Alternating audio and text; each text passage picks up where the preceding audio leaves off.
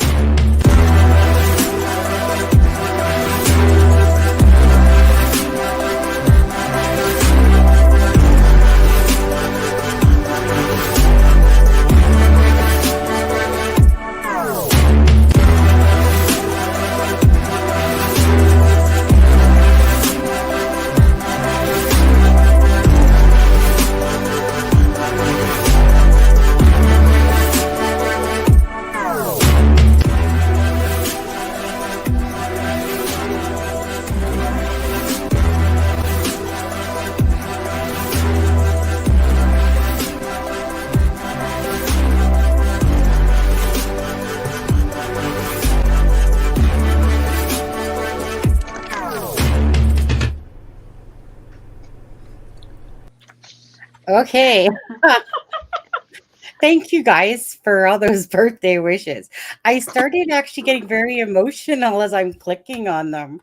And I was just, just kind of hits me like I asked my twin, I went out for breakfast, a brunch with her at Denny's today. And I was like, 69 people watching right now. Thank you. So thank you, Ben. 1969. So Ben remembers, or he hearing 69. Everyone knows that 69, it's the year I was born. Best position, best number, good song, Summer of 69. So thank you guys so much for all the birthday wishes. But regardless, my twin, she doesn't like to be in the center of attention. She never has. But I did put together a cute little video of yeah, well, you'll see it in a few minutes here, and we'll do all that stuff, and then we can talk about Delphi too, of course. So welcome to the party. Yeah. So thanks, Ben, for the donation. And I'm just going to put this out there just in case. That is the PayPal link. Just always remember, YouTube does take 30%. So that 1969 probably went down to about 1669. And then, of course, up here we had Theo. Theo, thank you very much for your donation. Hop aboard the wave, they're spreading the love. Thank you guys so much. And of course, Frank and Marv, their birthdays are July 4th tomorrow. I thought Marv's was today. I thought she said that hers was on the same day, but because I got confused there when they were saying that, I was like, I thought Marv said hers was today, and then Frank's was on the 4th. So theirs happens to fall on your guys's. My boss always hated that word, guys's. On your July 4th. Well, I guess we know your boss is not BG then. Right. Right. Thank you. Thank you, support staff. You do look beautiful tonight, Sunny, by the way. Everyone is saying that in the chat. Oh. And you look glowing and you look You guys can say that because gorgeous. A great color. you know, hey, I don't even know why, but I guess I didn't get lucky or anything like that yet. So I don't know. Husband and brother-in-law, they're sick. Deb is not feeling too well tonight. So if Deb has to go, it's because she's here, but she's not feeling. She's had a flu for a couple of days. Yeah. Do you want Well, to? yeah, I don't know that it's a flu. It's just like a little stomach bug.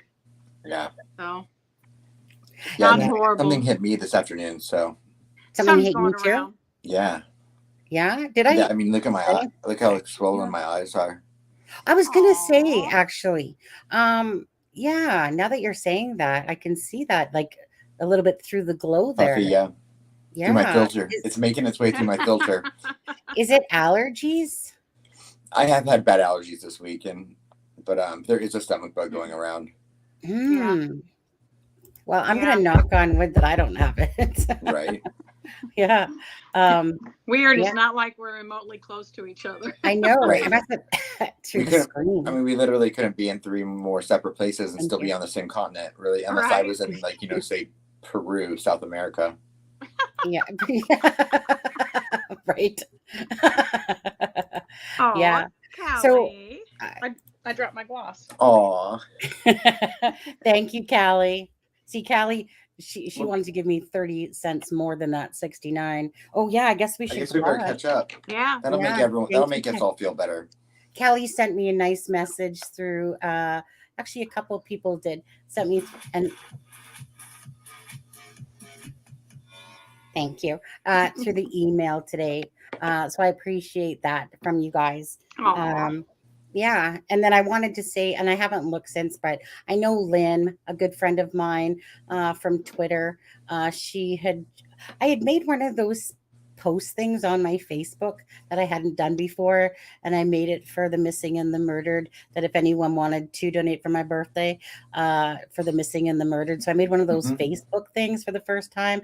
And I mean, when I looked, I don't want to look now, but Lynn, a good friend of mine from my Twitter, she lives in Australia. She had donated like $25. So thank you very much, Lynn, if you're watching this. She has that perfect house. Sometimes she'll put me on the big screen TV.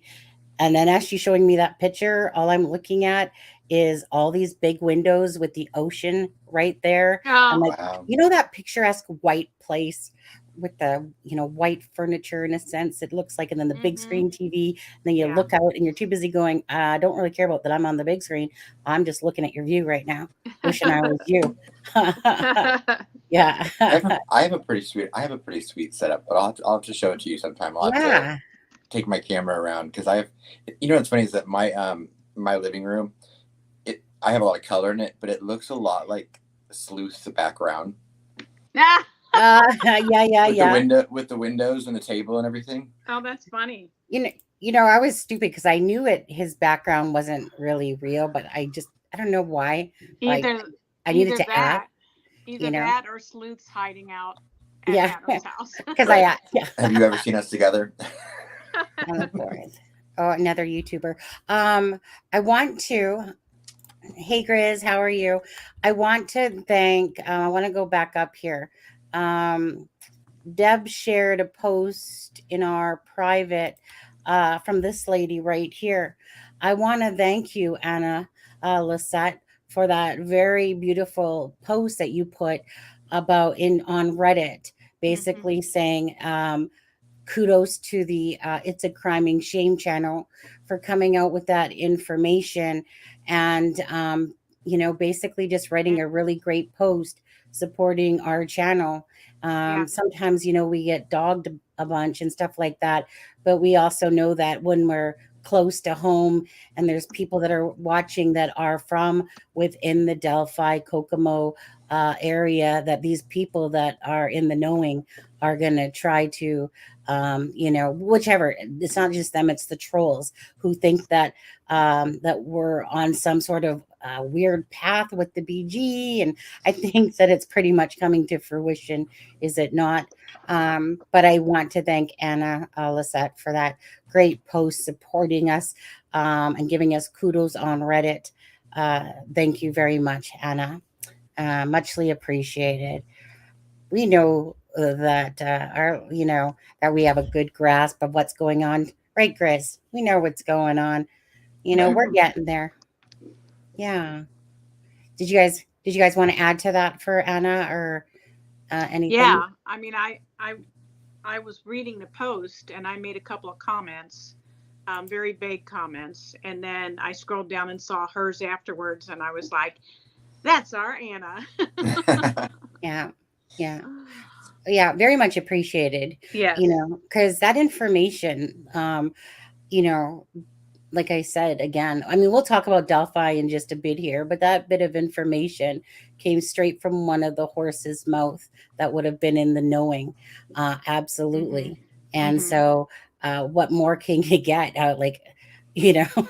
Honestly. So I really thank that person for sharing that information with me. And some people might know already who it is, but at the end of the day, it was just confirming a lot of things, and we'll talk about it later, and we'll show a few more things later within the show. But I'm gonna show the video for the birthday. Thank you, Callie, again for your donation just recently. Mm-hmm. Thank you so much. Thank you guys, and yeah, I'm gonna play that. So Adam or Dab, unless you have anything to say, I'll just play that video, and we'll be back in about 3.5 minutes, 4 minutes. All right. We'll see you then. Okay. All right. We'll just turn our cameras off. Okay, guys, and be right back.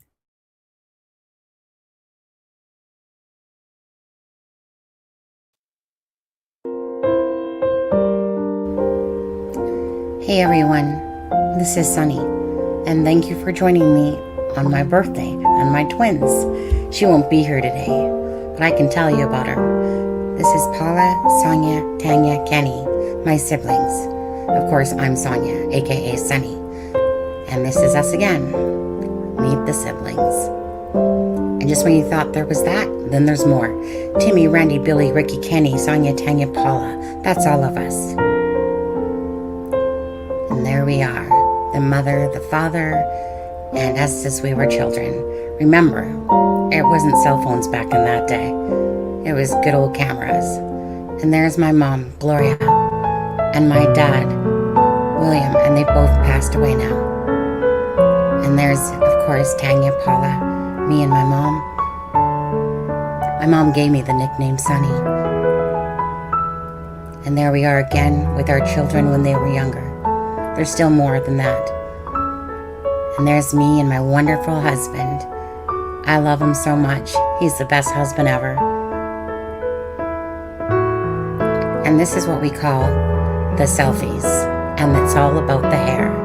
It's got to be about the hair and the gloss, of course. Right, girls? Selfies for the win.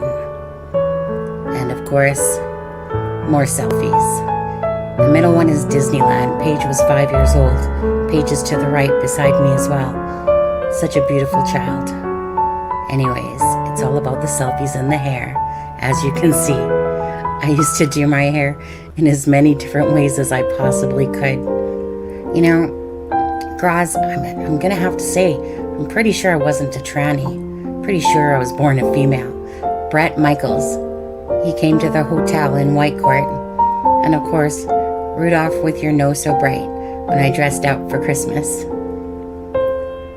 And of course, there's my son, Matthew, and the ex. But we're gonna ignore him. But I just wanted to show you who the ex was. He's part of the life, I guess, too. Whoops, pie in the face. And then there's my English family. Up in the left-hand corner is Jace and Steve's mom, and his family and friends. Oops, there's Bambi and Montana. Montana's the black one, and Bambi's the one that we call Psycho. But they are awesome cats. And meet my paintings. I like to do these. It helps me relax. I enjoy it very much, actually. And there's me and Chelsea. I said Kelsey. And my wonderful husband. There's me when I used to play basketball when I was younger. And just some random pics in there. And of course, this is me and my twin. And in the right-hand corner is Bear, my dog that had passed away back in 2012. I love you, Bear Bear. And of course, happy birthday to me and my twin, Tanya. I love you so much.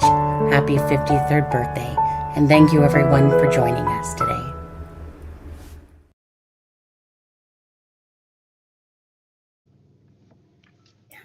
Okay. Aw, Wait. that was so cute. Aw. Yeah, I don't know. It took a while. I actually kind of finished it an hour before this even started. Yeah, Because you got me a little bit with that one.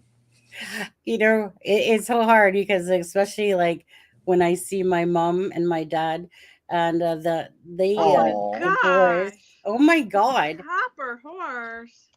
Holy shit, Copper. Wow. Thank you so much. See, I was now you're just gonna make me cry even more there. Okay, I gotta use up a whole thing of gloss. Yeah, we're gonna have to gloss for an Wow. hour after that one. Oh my Wow, Copper. gosh. Thank you. Wow. You are amazing.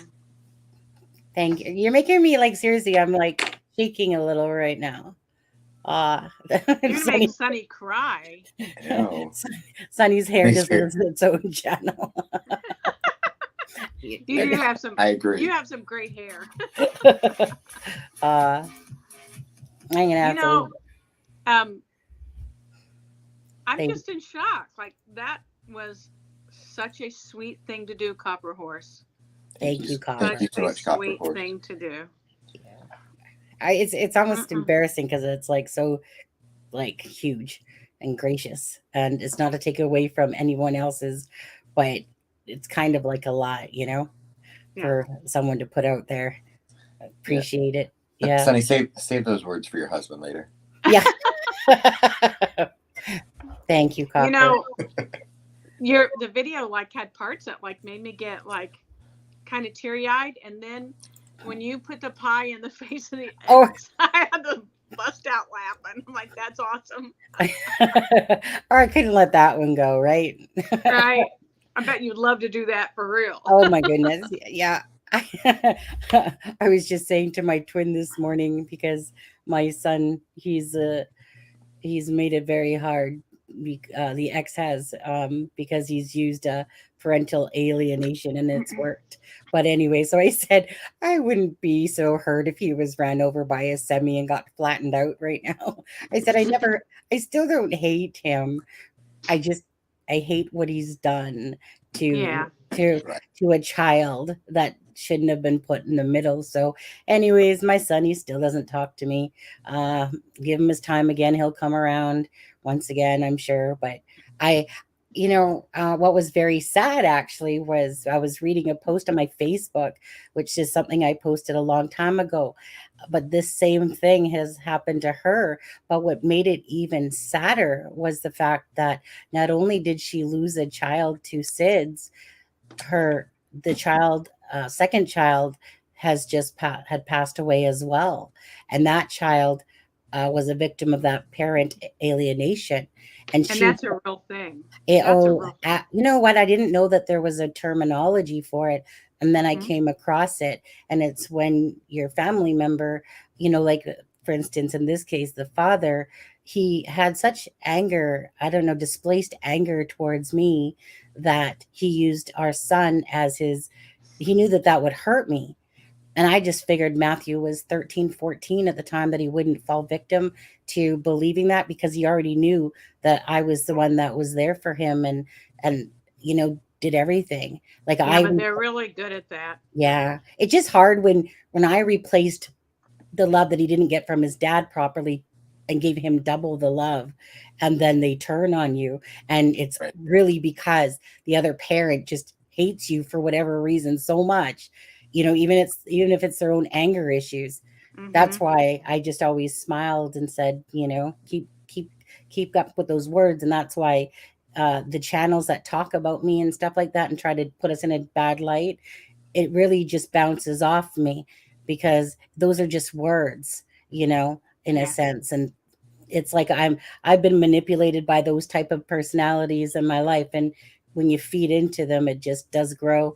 And it's just pointless. It's just best to ignore them. I don't mind making little funny comments here and there, but it's Yeah.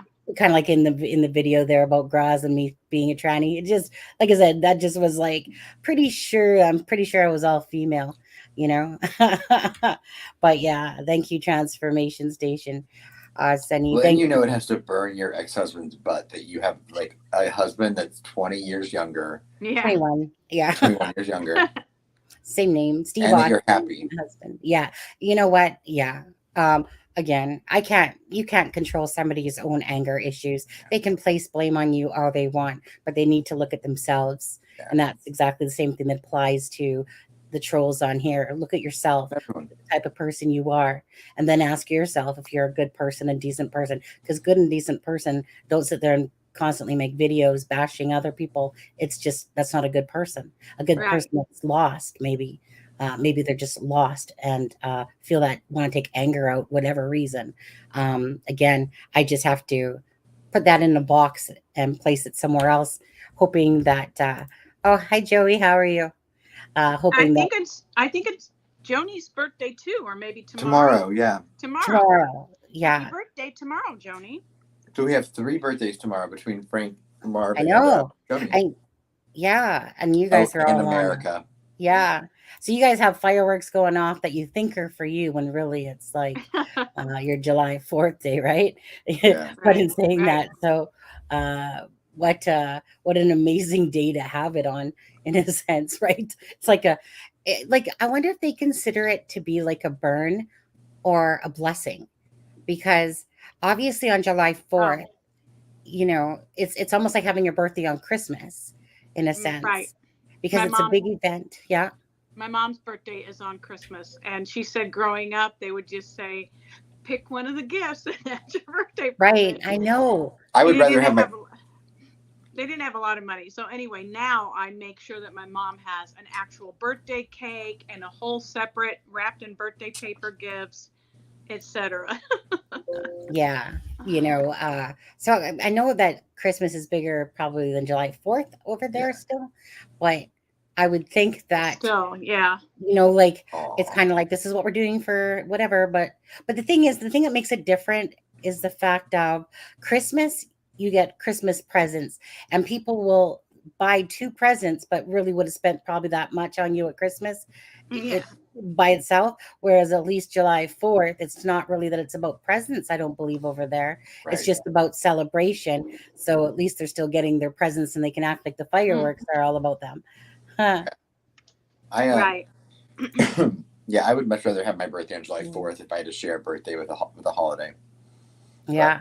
Yeah. I always feel bad on like July 4th because I mean fireworks are great, but it scares animals so much. Like Vid just said, his cats are on the floor. Their cats are on the floor taking cover, and Absolutely. it scares animals so much that I always feel so bad for dogs and cats. Yeah. The number one day for cats and dogs to go missing in the country. Yeah. Scary. Well, yeah. Before we move on to anything, sure. I have a special song for you, Sunny. Oh. And it's not the happy birthday song, but it's a special birthday song for Sunny. Oh. Okay. Okay. So, Sunny, you're tremendous. You're amazing and stupendous. You're funny, smart, got lots of heart. I can tell you're gonna go real far. Aww. Ta-da! Thank you, Did you say lots of farts? No. You know what? Actually, you know what I was reading? Of heart. When actually Steve started singing, I was at first I was expecting her to go, Sunny, thank you for, like the Sunny song. And then all of a sudden I was like, okay, that's not it. Okay, a different rhythm. No, it's specific. Yeah, I know you love that Sunny song. Yeah. But that one was. Yeah, thank you. It described you. Adam, do you have your song prepared for me?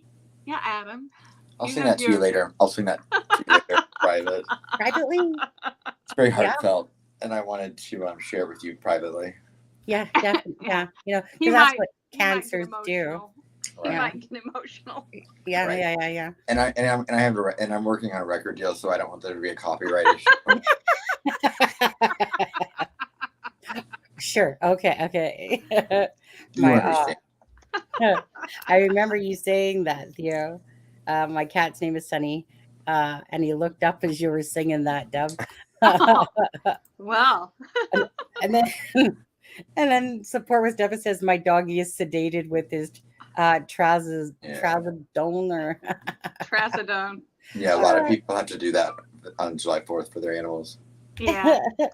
I always used to, I'm a distributor for essential oils. And so I always put an oil that we have called Serenity on a handkerchief, and then I would tie it around our little dog's neck. And before that, she'd be like whining and run around, and like within a few minutes, she'd be out on the floor. And the first time that I did it, my son came up and said, "Mom, she's upset, the fireworks, blah, blah, blah." And then later he came out and she's laying on the floor like she's dead. And he's like, "What'd you do, our dog?" But I just relaxed her. Deb, were you sure that's not chloroform? Not that you know of. Yeah, thank you, Derek. I just saw an email come in. I'll take a look at that in just a bit here. I'm not a great multitasker. I'm going to fully admit to that. I was going to say, you know what? I just want to say there that only because someone was talking about the thunder and lightning that was going on there. And I remember this one year when I was with Dion, because I was with Dion from when I was 15 to 26. And I remember this one year specifically, Calgary would get a lot of thunderstorms and this big bolt cracks. Well, I never seen someone hop over the freaking back of the sofa so fast. And I'm just like, wait, what? What?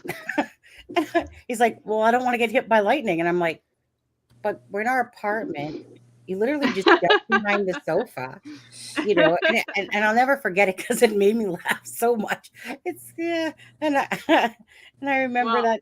Yeah, it's just it can. I was laying in bed early one morning, and it was storming. It was storming, and lightning struck our top of our house. It was a 2-story house that we had, and came right through the ceiling fan. And went like I saw it go like this. Of course, I flew out of the bed, and it went through our electrical system and like destroyed a bunch of our equipment. So, Deb, what you're telling us is that stop that your bedroom it's electric. Yeah, something like that. Either that or God was striking me for. Oh my God. There was, now that you're saying that, I remember on the news or something, there was this guy that had been struck by lightning, like, I think it was like past 10 times. And I'm like, dude, how unlucky are you? Like, and what is he doing? There was a woman this week in South Carolina that won the lottery for the 3rd time. And I was like, wow, bitch. I know. I know there's someone over here too that's won a lottery twice. And you're just like, really? Like, what angels are following you? Because I would like some of those, please. Right. Yeah. Well, I mean, I don't gamble, so I guess I can't win the lottery. Yeah. Right. Me either. Can never. I play it now and again. The lottery. It's like once or before. Actually, I won $1,000 like a few months back, right, on the bonus, on the bonus number. But you know what sucks? Is if I had 7 instead of 9 or 9 instead of 7, can't remember, but that made the difference between $500,000 to $1,000, right? And you're just sitting there going, just kind of like if you win the 80 million, and if you have that one number less, you instantly go down to $100,000. And you're just I was at the Atlantis in the Bahamas a number of years ago, and someone was trying to teach me how to play craps, which I don't know how to play craps, and I still don't. But they gave me $500 to gamble with, and I won $15,000, and then I spent it all. Is this real money, Adam, or fake money? Yeah, it was at the casino at the Atlantis. I was rolling. I was on this lucky roll. I had no idea what I was doing. Someone was telling me how to bet. Wow. But wow, Paula, it was a fun night. I think Paula had a really good question we can get to in a second. Who does? Paula. Where is it? She wanted to know how we got together, how all the 3 of us got together. Sure. Let's see. Where is that? I don't know where that question Christian Mingle. Did I miss it? Yeah. What time is it at? What's the timestamp? It's 9:57. She says, "How did you all meet for this channel?" Okay, let's find that.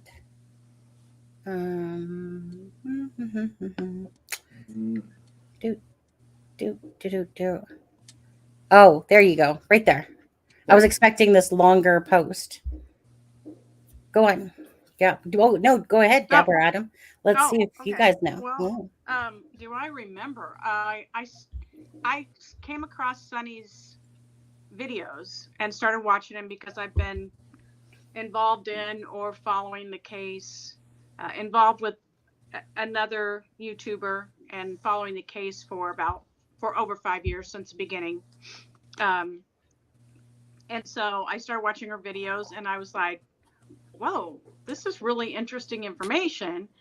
I'm very intrigued. And I made a comment on there that said, just watched your first video. I'm going to have to binge watch them now. And she came back and commented and laughed or something. And I literally just started binge watching everything that she had produced, and started coming on her channel when she had lives to hear what else she had to say and comment. And one day she just made me a mod. And then she started pestering me to come on the live with her. Well, we were in Messenger. Yeah. Together. Yeah. You added me. Oh, yes. She, as a mod, she said, "Can I add you to this Messenger?" So she added me to the Messenger. I forgot about that. Yeah. Because Deb has a lot of good information from the kid, like, because she's been around for so long and she's in Vienna. Laura. Yeah. One sec, Deborah. Because Derek Farmer, thank you very much for your donation into the PayPal. I just seen it come in there. Here's for Derek too. Yeah. I'm just going to put that again, the link for PayPal in there again. So we got a gloss. On there. So Laura says the 2069 is appreciation for Deb's birthday solo. Is that what that was for, Laura? Yeah. Thank you, Laura. Gloss again. Okay. Thank you, Laura. I appreciate the whole 69 endings. You guys know that. It just means that you're paying attention and listening. And you guys know how much I like that number. But thank you so much. Okay. Adam, what about you? How do you recall it? Well, I was gonna say Christian Mingle, but we met on Tinder. No, I'm just kidding. I was into the Down the Hill podcast when it came out, and I was really involved into looking into the case at the time. And then there really wasn't a lot of information, and I'm not a Facebook group person, so I wasn't in any of the Facebook groups, and I honestly didn't know that YouTube had so much true crime on it. And so when the Anthony Schatz information came out late last year, I couldn't find any updates on it other than just random news articles. And so I just went into YouTube and I typed in Delphi, and Sunny popped up, and I was like, oh my God. I didn't watch it at first because I was like, some of these videos are like 5 hours long. And then I turned one on one day, and then I was like, who is this crazy bitch? Like, let's do it. And I mean that with all the love in the world, because I couldn't stop watching, because I was like, there was something about her spirit and her heart that just came right through the screen, and it like hooked me. And so you just knew she was a Cancer. No, I just felt an immediate attachment, and there was something about her and I could see that she had so much passion for the case, and she was also talking about information that I hadn't heard about the case before, meaning I'd never heard of Garrett Kurtz, I had never heard of Ashley Garth, I had never heard of any of that. So I got to find out about Ray and Karina, but and Nicole, and so then I just started. I didn't even know how to chat in YouTube, so I had to download it because I would watch it on my TV, and so then I was like, okay, so I started chatting, and then next thing you know, she was like, "Who?" Well, first she goes, "I don't trust you. You have an avatar as your profile." She's like, "Show your face," And and then she had me come on one time. Yeah, I was gonna say, I like Laura says, I remember when it was sunny and Mama. Does anyone remember when it was just sunny for a long time Yeah. And the Pink anymore? Panther, because I went The back and Pink watched all Panther. the Pink Panther videos and Mm. I just honestly like I can do anything myself all by myself. But when Mama came on, it was first of all, she's Mama Libra scales. Me and her just connected. I could see she was just a true heart. And it was just nice having a company, you know, and someone that was just easy to get along with. We just connected right away. So it was kind of like, ooh, I like this whole someone coming on and sitting beside me and not just me talking, but having someone to talk with. And yeah. And so then, like I said, Adam, I believe, like I said, I think I dropped a link and then you joined on or something like that. yeah. And exactly basically what you had said, less the bitch part of 5 hours. I No, was just kidding. I know. No, I'm just kidding. I'm just kidding. And then I remember with Deb, yeah, she seemed very knowledgeable. I could tell. And then she was on Messenger. And then I remember inviting her into the Messenger group. And then it was kind of one of those things. We had asked her to come on a few times, but she didn't have her proper setup and whatever. But I said to myself, watch, she's going to come on once. And after that, she's going to love it. She's going to understand how simple, like meaning how it's just like I try to tell my twin, you're just talking. You're not even thinking about it. You just Right. start talking and you're not even thinking about how many people are watching you or stuff like that. At least I don't. And it's just a matter of, I mean, I don't, let me put it this way. I don't necessarily want to always be in the spotlight, but some people in this world have to do things.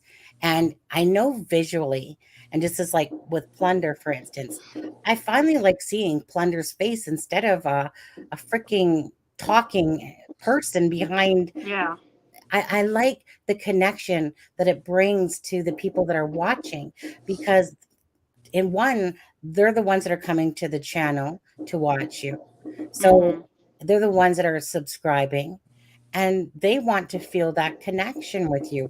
They want to see your faces talking. And so it's one thing, when we turn off on our avatars for a bit, but they know who we are. And they, like I said, it's a special bond that you have with your Right. audience when you're there. I'm not a fan of the whole stick my face behind an avatar and just talk like it's a podcast. There's podcasts for stuff like that, like the actual podcast. Right. And so, yeah, it's just really always about. Right. I mean, I get I know that like Sleuth Intuition he'll occasionally do a podcast style show, but I Right. know that a lot of times it's because of bandwidth and like it doesn't lag when you're doing Yeah. when you're not doing video. And so if his wife's probably working or something and they're sharing internet, it can be easier just to do the avatar. And some people listen in their car, but I agree. I like to see people's faces.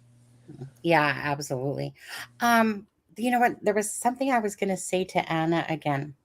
Oh, I know what I was going to say. Anna, that was one of the things I truly appreciated you saying because this is original content for the most part that we do on here. This is about like whether it was me by myself or since Adam and Dev joined me, this is content that we're creating. We're not like besides using open secrets, but open secrets is a huge reason that needs to be shown. So meaning I use her content because again, she literally went to the horse's mouths and had them speaking. That content I will always be grateful for because to me that has been a catalyst to out of Garrett's mouth, out of Chris Mathis's mouth. A lot of things were Yes. said in those videos. I will never stop showing those videos because those are one of the prime reasons that that I sit here today and the connection.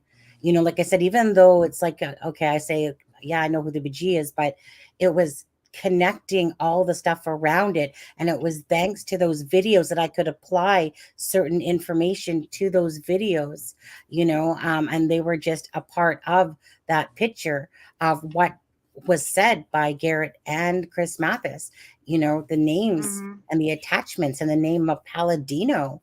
And thank you, Mike. He says the three of you are magic. Thank you so much. That's so nice. So I wanted to thank Anna for saying that about the original content of the channel. Like I said, I rarely go to anybody's channel. It's very rare to do that. I was in Marv's and that the other day. I think we all do. We just like doing our own research. I like to validate things myself, but I like to do my own research. I don't want to have those seeds planted in my head. I just want to go with what I know is going on and to find the associations of, I don't care. I don't mind talking about the bridge here and there and the different scenarios and stuff like that. But I mean, how many times, sometimes those channels can just write off that information over and over. And I'm just like, I couldn't do that. That's not me. Maybe they can, but I can't. I need to, there has to be something to show or talk about and go over again, or, maybe it's, just thank you for saying that, Anna, on there. And Mike, thank you for saying that to us. But because don't you guys feel like I said, the content, I appreciate people that truly dig. What are you smirking at over there? Lisa said 2 magic and 1 eh. 2 magic and 1 eh. The eh must be the A. The A must be me, actually, then, because I feel like that's like a Canadian thing. Oh, Lisa. What about the eh?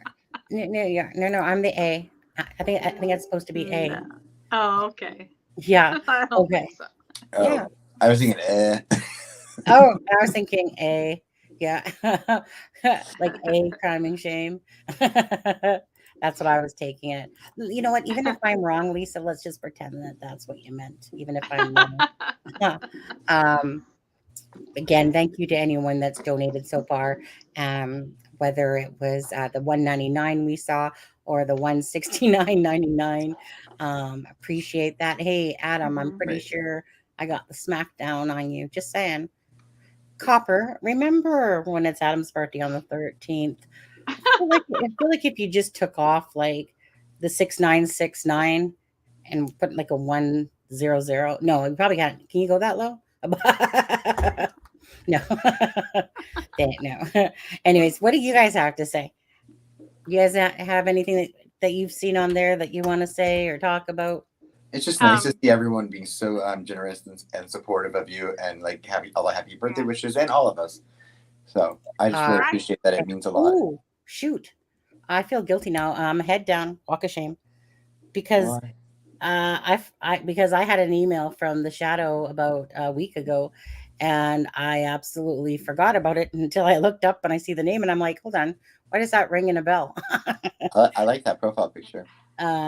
So Shadow, friendly reminder that thank you. Because I'm so bad sometimes. I have all these emails, and then as you get older, and this is so true, as you get older, it's like, oh, I didn't answer that person back, or and then you forget because I'm looking at it at work or something like that. And then I go do it later, but then the memory is not quite as great. Well, let me put it this way. The memory is great when it wants to retain certain things. But as I've gotten older, it's like, or here's another instance. When you two are sitting backstage talking before the show and you forget to send me the link. When did that happen? I don't even know when that happened at all. Last time. Right? I can't believe that. That was so funny. It was so funny because it was the fact that, welcome, Shadow. It was so funny in the fact that me and Adam were just talking away. And then Adam's like, because we come in each the back way, right? Yeah. And then Adam's like we're just sitting there going, where's Deb? What? Deb's never late. Deb's never late. Okay, well, Deb's, I know I just talked to Deb, so I know she's around. And then Adam finally says, did you drop a link? Oh. What's that? And I'm like, we just had. Vid is a member for 2 months. Yeah. Upped their membership. Is that a membership? Yeah. He just upped his membership. Oh, who was that? Well, it was the 2-month anniversary for his Paw Patrol or her Paw Patrol. I'm not sure. I don't know your gender. Yeah, his. Hey, Vend inquiries. Yeah, because I was gonna say those ones don't show up on StreamYard. I'll only see them if I see them in the back or whatever. You know what? I just want to look at something. Okay, no. I do want to thank you guys for all your support. And was it a her? Yeah. Oh, Theo, I thought you always were a male because of Theo. So I love that name for a girl. Yeah, I do too. Just assumed. That's what happens when you assume. Yeah. But I wanted to say thank you guys for all your support, and I really truly hope you take that message to heart. The message about the Paladinos and Sheena Cottrell and Jason and Mark and CJ Palladino. Again, I know some people might know who it is that said that to me, but obviously this is someone that's really close to that group of people. Okay, so take that subscriber. Ooh, yeah. So take that very seriously. So we're over 3,700, and that's great for our channel. 3,700 views so far, and of course, it's only growing. This is about getting it out there. You know, I am so tired myself. Murder Sheets has dropped a bunch of stuff, you know, and people can knock it or like it. I choose to like it, to be honest with you. I'm not choosing to knock it. I sent in, yes, the information to the FBI and Doug Carter prior, but at the end of the day, I'm willing to call out the rats, the snakes of the grass, you know, because Abby and Libby deserve justice. And if those people are now squirming in their seats, I'm loving it, every second of that. That's the point, you know, because what happens is people start getting worried. People start talking. And if they're being tapped or whatever by the FBI, whichever going on, only they know what they're doing. I want them to squirm in their seats. I want them to know that it's getting close and that they should start shitting their pants, you know. So that's why it was very important to me to keep spreading that out that night. And like I said, I wanted it to be for subscribers only. Just like I do that anyway. For the most part, I always have it on subscribers only. Typically, it just helps stop the trolls coming in, and the trolls that do come in, it just kind of limits it, you know. And that way, you can't talk until you've been a subscriber for like 3 hours. So those last minute trolls that kind of come in, you know. So when people say, "Oh, you're just doing that to get more subscribers," look. At the end of the day, if people want to subscribe and then unsubscribe, they can. But bottom line is, it helps stops the trolls. And like I said, this was information that needed to be seen, needed to be out there. This is about Abby and Libby. Whenever someone tries to take that away from our course of action, then that's a them problem, not a me problem. Because at the end of the day, we know where our hearts lie. Anyone that knows us, follows us, they know that everything that we do comes straight from the bottom of the heart, and it will continue to do so. This is about Abby and Libby and justice for Abby and Libby. Thank you so much, Vince.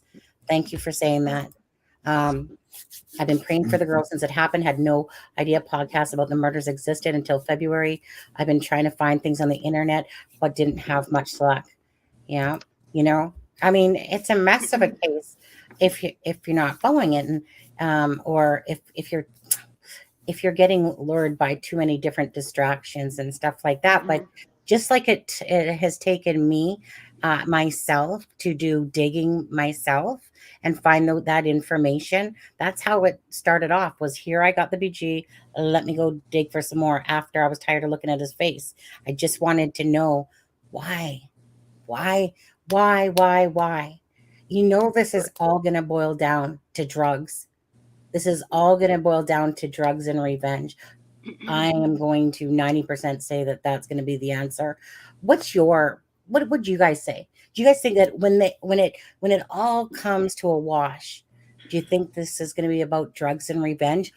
Or, I mean, knowing that there's porn stuff in there, but do you really think that that was the reason, or that it was simply about drugs and pissing people off? I would say that I'm still,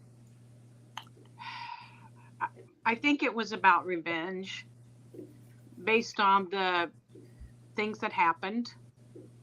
I'm not sure what the revenge was, whether it was a combination of the two. It could have been a combination of the drug world and the porn world decided this. I'm not quite sure on that, but I do believe it was about revenge of some sort. Either revenge for some kind of drug thing that didn't work out right, money that was missing, etc., or revenge because the Kleins were ticked off at Libby. I'm still in the middle with exactly how it worked out. You know what? Yeah. What about you, Adam? Well, quickly, I just wanted to say to Joey, just you being here, we appreciate it. You know, that's all the support we need. Right. So, but no, I agree. Probably, I mean, I would think I'm 50-50 with the drugs and revenge. Or they're all red herrings, and it's a 100% separate, random serial killer type thing, which I don't think. But those, you know, those are my options.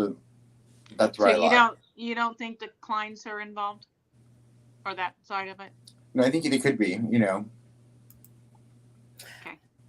My thing would still be that this is revenge on Derek German, and Libby was the absolute person, and hence why she was nude and Abby was still in her clothes. This to me was a target to Libby. This is still my thoughts. And that the Klein side, the Keegan Klein side, is the lure. Now, remember how they talk about two different people on the phones? Remember how they said it has to be two different people?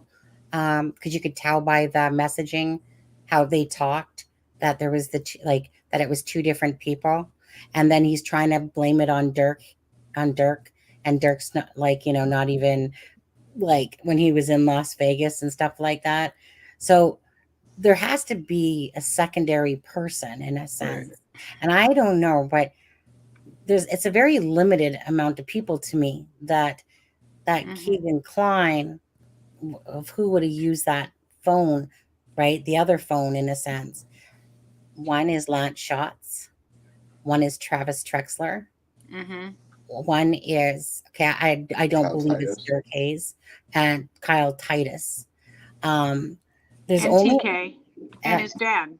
Right. Well, see, I don't think that TK is myself, but Really? he might be. Yeah, I don't know that TK. I mean, it's possible for sure, but it's still, regardless, a very limited amount of people.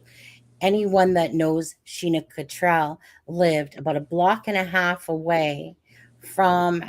Actually, let's pull that back up again. Yeah. I'm gonna get some more tea really quick. I'll be right back. Yeah, absolutely. Let me pull that back up again, though. While you're doing that, I saw some kind of question. Yeah, you do that, Deb, too, as I'm going to pull it up. Okay, just one second. Now I'm looking for. Sloopy asked, "Are the Palladinos currently in jail?" Mark Palladino, the father, is in jail. Jason is in jail, and he's up for parole 2023. And I believe CJ is still in jail now in California. Is that correct? I believe CJ is in jail right now in California. Let me put it this way. He has been. I didn't see that he's in jail yet because he's doing Facebook posts recently. Okay. So he has been, though, in the past. Yes. In California. I don't know about Indiana. Yeah. Yeah. Let me say this. I think that Curtis Fouts, amongst other white collars, are definitely into a very disturbing underground sex ring, probably into the porn. Where he falls into place in this, I'm not 100% positive. I've kind of stayed away from him for the most part because those people are smarter than the meth heads. they have a lot of different accounts. For instance, Curtis Fouts had this one call. I think it was Michael Morrow, wasn't it, Deb? I think it was called Michael Morrow that he used to talk to Tiara on. I believe it was Michael I Morrow. can't remember. Anyways, yeah. So in his lineage of his friends, the last name Morrow pops up. It just means that he's taking somebody's name and thinking of a name and then using someone that he knows in a sense. Doesn't mean he's using their full name, but I just mean that name Morrow is in line with him. In the I can't remember if it's in the friend of a friend line, but it's there, and it's like the Janie, the ex-mistress, will say that he has a bunch of different accounts, right? So these people are a little bit smarter at what they're doing. So I don't know if it's a full connection. At the end of the day, I always felt it was that at some level that the two worlds have combined. I just don't know what exactly that is. It's kind of like still trying to put the puzzle pieces together. And Fouts is in this. I'll say Fouts is not the least of my worries, but the whole focus to me goes between uh, Libby and um, Keegan Dunker on the bridge, the Paladinos, Ashley Garth, Garrett Kurtz, Chris Mathis, the Cottrells. Not Chris Mathis because he's involved, just because of what he has said. So I don't really look at too much into him besides for what he has said.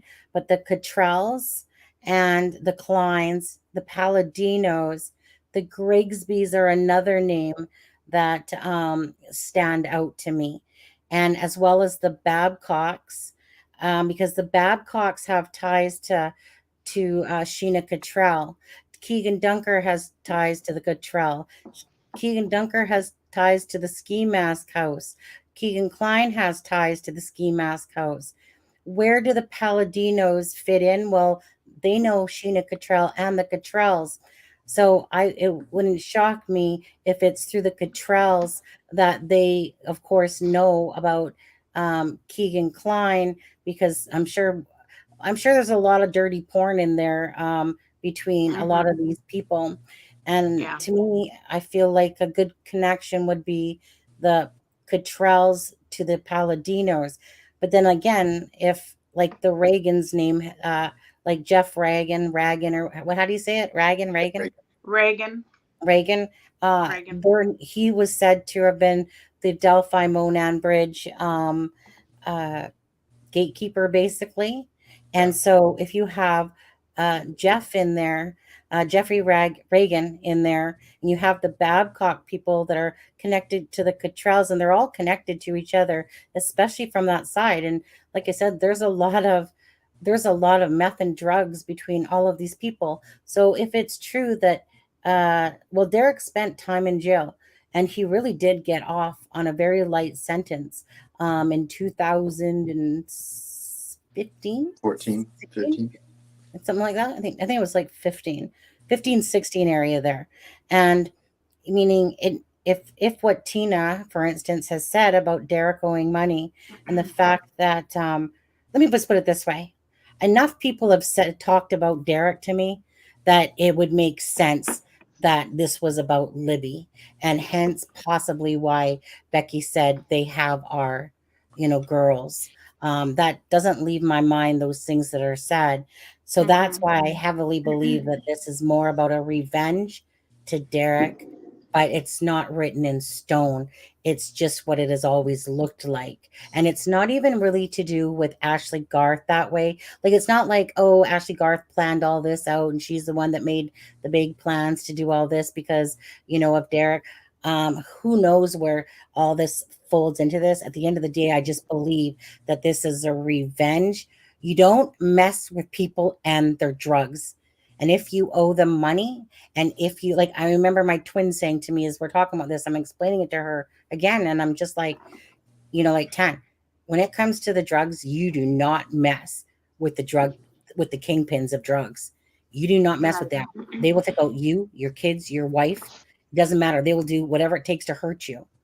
you know. So if nothing's being said, perhaps by the father, it's maybe because he knows you, like, no, you don't talk about it, right? Because you don't want any more damage than what's already been done. That's a very strong possibility. I just think that through close people of the family, and through, I think, even Matt Sullivan, he had a bunch of paperwork that he had showed on his um, um, channel. I remember seeing that on his channel, and to him talking about the whole Derek German thing. And this is kind of where I was already on my path. And so, anyways, that's still the basis of my thinking. But I just want to keep looking at things. And I'm going to show you a few things that Pork Chop brought to my attention today as well. But that's still the basis of my thinking, is that even though KD is on the bridge, how the hell did you get on there? You must have been paid drugs. Garrett Kurtz obviously asked you, or simply that you're absolutely more in line with the whole Cottrells and the Brumettes or whatever. Probably the Cottrells, if anything. You're in with those shady people from that side, regardless. You know, it's just that he's hidden a lot more. You know, that whereas Garrett and Ashley, Chris Mathis, that those people, they're like the Paladinos. They just cannot stay out of trouble. It's life dependent on it. They just can't, you know. Anna says, be sure to show a picture of KD. I think the Reddit viewer is watching. Oh, well, absolutely. Yeah. Did you read the one earlier? No. Yeah. She was talking to someone on Reddit, and they had never seen the comparison with Katie's picture, and so she invited that person over to her video. So she believes that person's watching. Yeah. Oh, okay. Well, if there's any other questions you guys want to answer while I pull one up, go right ahead. I'm just gonna look into the folder here. Let's see. Oh, hey Adam, what is that? Not that knocking. Still got that knocking going on. Those are fireworks outside of my neighborhood. Oh, is that what that is? Yeah. Yeah, I would say it wasn't me this time. Let me tell you, last night the later it got, they were so loud. I think they have to stop at 11:30 maybe. Tomorrow night it's till like 12 or something. But yeah, they were so loud last night that I jumped a couple times. Allie says, I feel that it is some kind of a ring. I feel that it's taking so long because law enforcement are trying to find the top people. Yeah, I mean, we know that the Anthony Shots count has led to opening up the largest CP ring, child pornography ring, in the history of the state of Indiana. So, and that they've arrested tons of people, probably, I'd say close to 100, maybe more, that we've heard of. So, yeah, right. I think that has happened as a result of this investigation for sure. Right. And that aspect of it is not, is probably not even over. Right. Yeah. Sadly, when you open a door like that, there's no telling what you'll find. Uh-huh.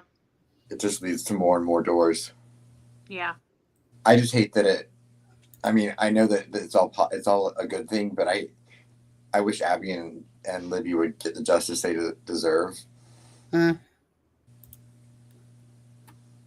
Yep. Who does says, if this was a revenge, like a hit on Libby, then they were very sloppy, because a pro wouldn't have put themselves in a situation that they would have had to murder Abby too. Right. But we don't know that they solicited a pro to do this. If it is about that type of revenge, it can be about revenge. Where did I find my pictures? And not be about drugs, or it could be about, drugs and be about revenge. So it could be about revenge for, if it is the Anthony Shots profile, someone from that person, it could be about revenge of them being mad that she brought someone with her, or maybe she figured something out about them. I mean, there's a lot of different aspects of it. Could be about revenge, but it could also be because of drugs. Anna said Garrett Kurtz is a sloppy killer. Yes, he is. Yes, he is. Hey, Sleuth. And there, I don't know why I can't seem to find the photos that I'm actually looking for right now. It's ridiculous how many photos. Sleuth says, do you think Kagan alone could be the largest CSAM operation they were talking about? Not alone. I think it's probably, spread. I think he was connected to and participating in and had his own deal. I think he might have been the tip of that iceberg that led them to the, to much, much bigger fish. Yeah. I just don't know why I can't find what I'm looking for right now. Okay, you know what? I don't care. I'm just going to put up this one for the moment. No, that's not okay. Okay, well, I'm frustrated because I have certain pictures and I got so many folders. And the minute I go look for the one that I want, of course I can't find it. But, so... Hi. Oh, you're not the photo I want either. Transformation Station said, isn't Kagan a little intellectually delayed, to put it nicely? Yes. I think so. Like, I think not sure. Which one? Oh, which one? Yeah. Well, I'm going to put up this one first. It's not the one I wanted, but whatever. I'm going to put up that one first. Anyone that knows that it has the ISP picture, this isn't the best picture. This is really just to show the 5'10" each, the same type of. Actually, yeah, he was in this one. But you notice on this picture that the shoulder tilts down more than the one side. Keegan has that stance of where he puts his hand in his pocket, but he has the slight shoulder thing that he does where one's higher and one's lower. And you can kind of make it out in here that one's higher, one's lower. It's not the picture I was looking for. I'm going to be, let's see here. Oh, where's my brain gone all of a sudden? It's gone. I want to hide that. Let me see if the other one, stop screen, share screen. Where's my other window? I'm just going to put up this one. It's not the one I'm looking for. I'm looking for the one that has I don't know why I can't seem to find it. So just if anyone's watching that doesn't understand this, okay. Keegan Dunker has a mask on his Facebook. I could see that mask a long time ago. I thought, because I was trying to make out the fact that people kept saying it's goggles, but whatever, it didn't. And then I remember watching a video and it didn't look like goggles because I could see it in slow motion, this mask coming out. If you watch it in really slow motion, you'll watch that it's not goggles. You'll see this mask and it's defined by nostrils. So there's no way that it was some goggles. So anyways, the picture that's in front of you here, for instance, right here, this would be at Devil's Hop Yard crime scene of where Abby and Libby were supposedly murdered, which I believe is absolutely the case. And as we have seen other pictures, you can tell it looks like a knife, some sort of implement that's looks like it's going through one of the girls. But there's also kind of like this big rabbit as well, and this big rabbit, some people think it's a teddy bear. It looks like a rabbit to me because I can see the top part of ears. But anyways, regardless if it's a bunny or a bear, there's definitely the headphones that are actually on this stuffed animal, and it's the same darn ass headphones that are actually on like Keegan Dunker's wearing. Anyways, I'll show that picture another day. But this mask here is the same mask here.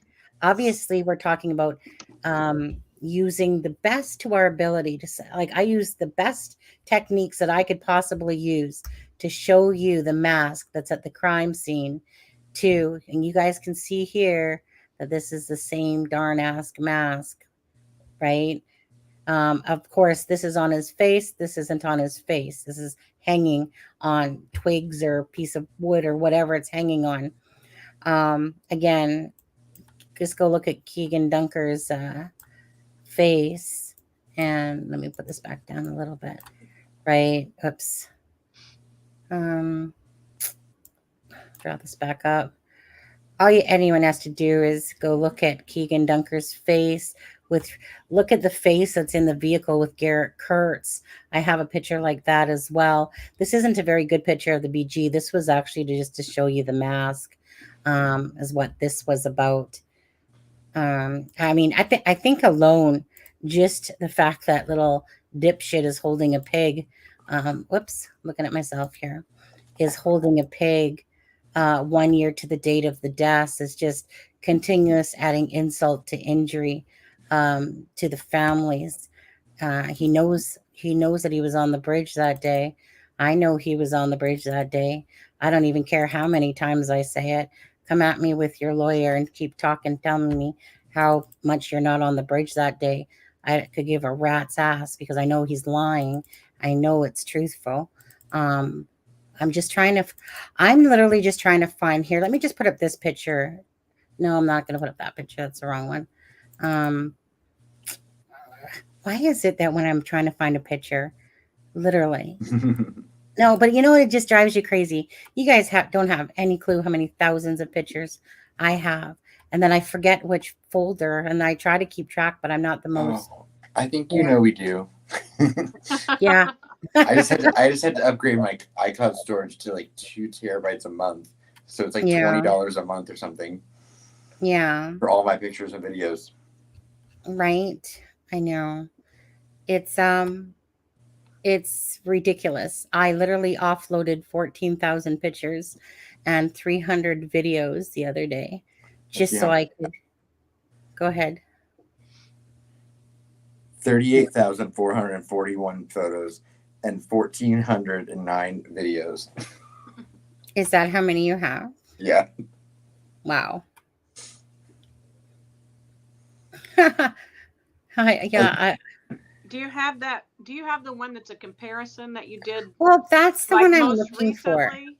It's one you did most recently. Are you talking about? See, it's bugging me. Yeah, it was the BG picture and then Keegan Dunker. Are you talking to? Oh, which one? It was BG's picture and Keegan Dunker's picture. So I like a next to each other. I want to show you guys this one again. Keegan Klein. Is that the one where I had the lines, Deb? Not Keegan Klein, Keegan Dunker. Yeah, well, I thought you said where I had his. I got to show you guys this one again. I corrected myself. Okay. I'm just going to go right to my iPad instead. Okay, give me a second. It's so funny. He looks so much like Garrett Kurtz there. You guys, who does? Keegan? Yeah. Yeah. Well, Garrett Kurtz calls him his doppelganger. Right. When you pulled that up, I was like, why are you showing a picture of Garrett Kurtz? Thank you for all the birthday wishes still that people are sending. Very much. And thank you for everyone that has sent a donation towards today. And we just really want to say that we appreciate, look at my iPad's making me glow on there. We want to say that we appreciate everyone that's joining us tonight and that follows us all the time, and just appreciate your love and support. And hopefully, of course, that you're always getting some information that can help you along with your fight for justice for Abby and Libby as well. So give me a second, guys. You guys look at anything that people are saying. I'll be right back. I'm just going to send that picture to myself from my iPad because obviously for the life of me, I can't find the one I want. Okay, so I'll be right back, okay? Thank you, Vid. Thank you. It said it's date night with the Hub and Netflix. Now blessed for all you've done. Happy birthday. Here's to many more laps around the sun, Sunny. Sunny.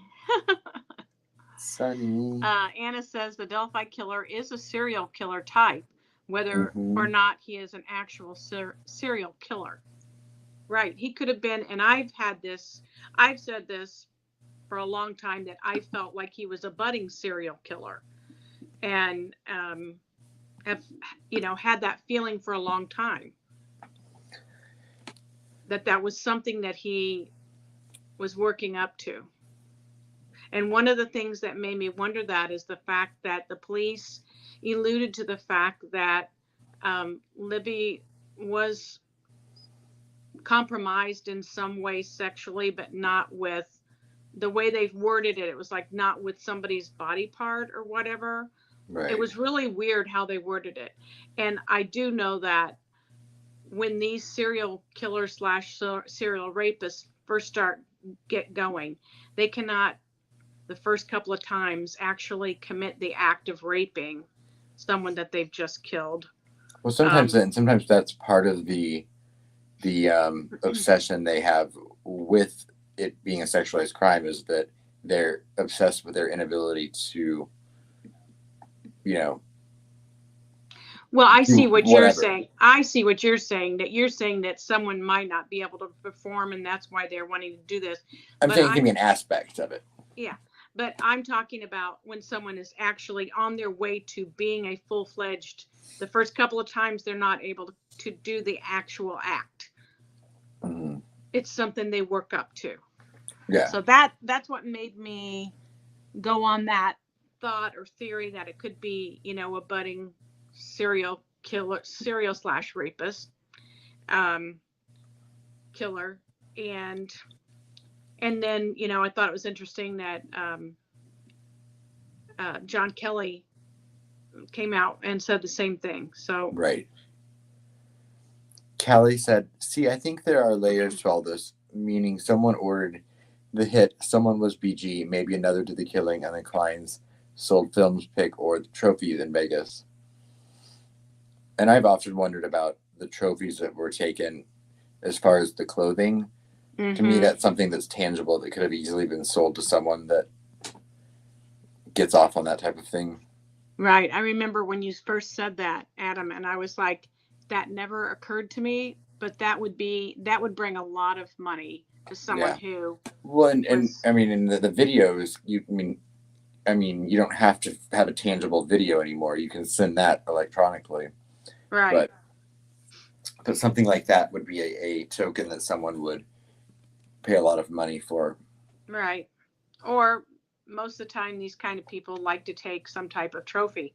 They start out, a lot of times they start out, stealing ladies' underwear, and that's a trophy for them.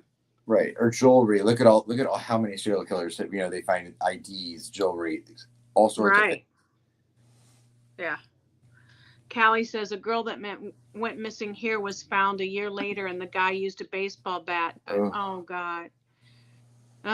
They thought the same thing, that he didn't use body, but just used an object. Mm. And yeah, Judas, that's always been a rumor that there was hair missing, but it's pure speculation.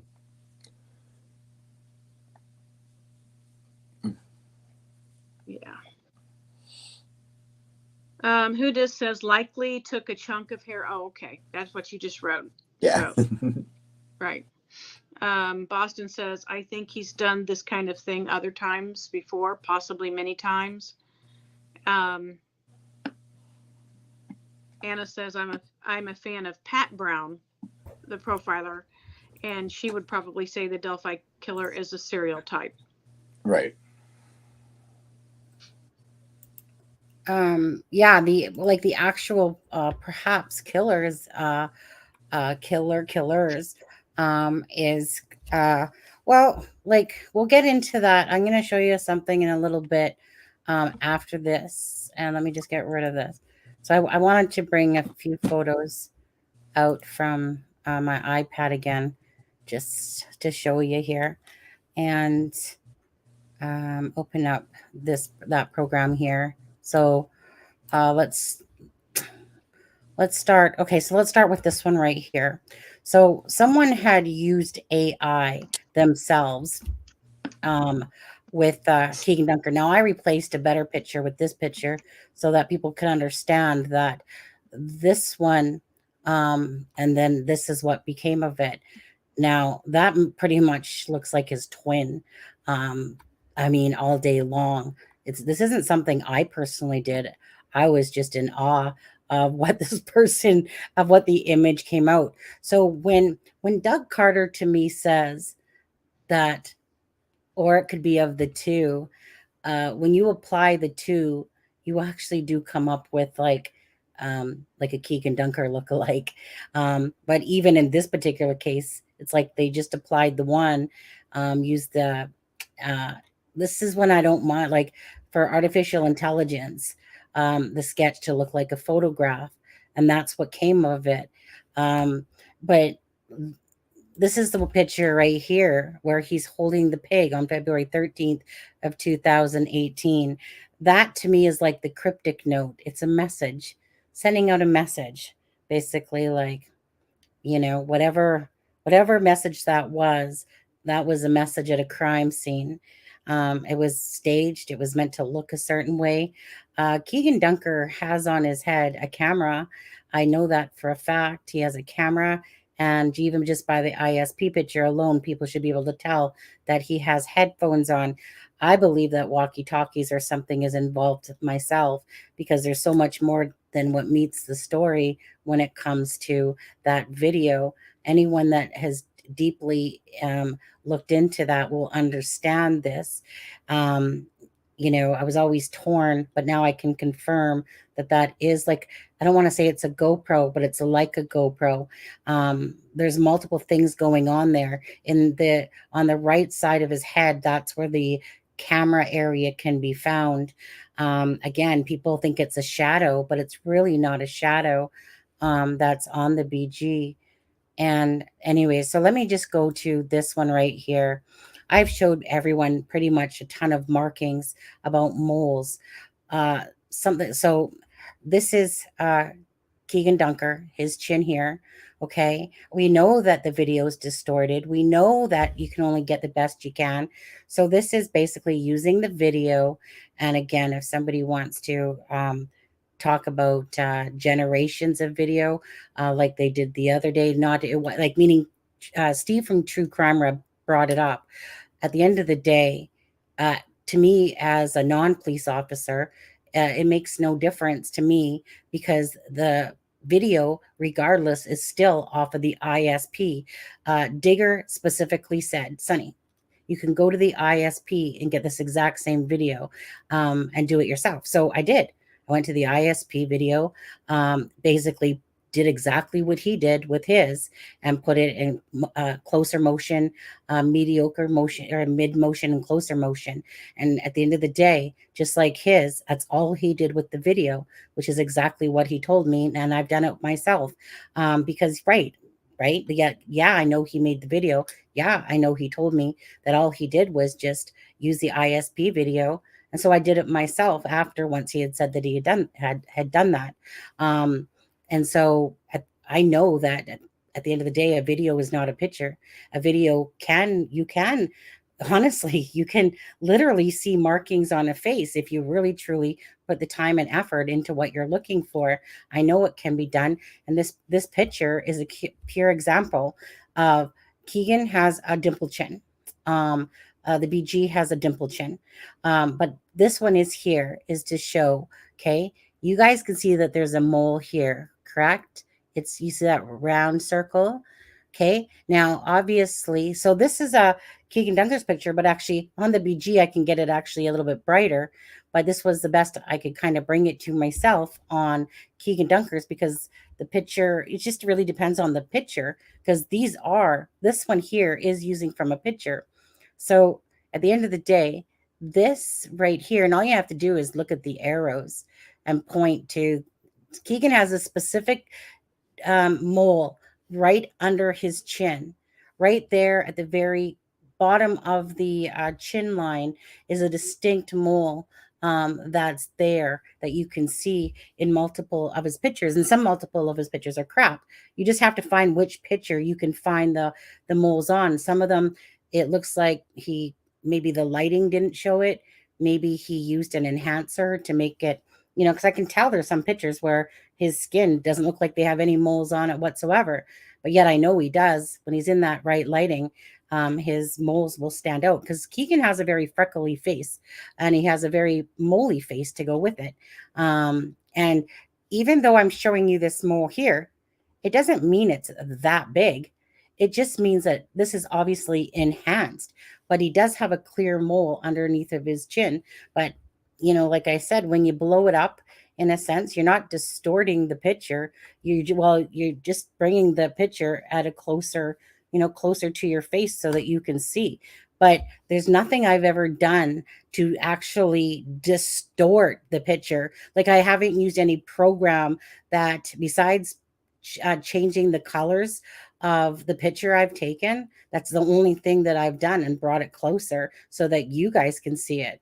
Other than that, that's the only thing I've done. I haven't like erased anything. I haven't added anything to it besides just coloring.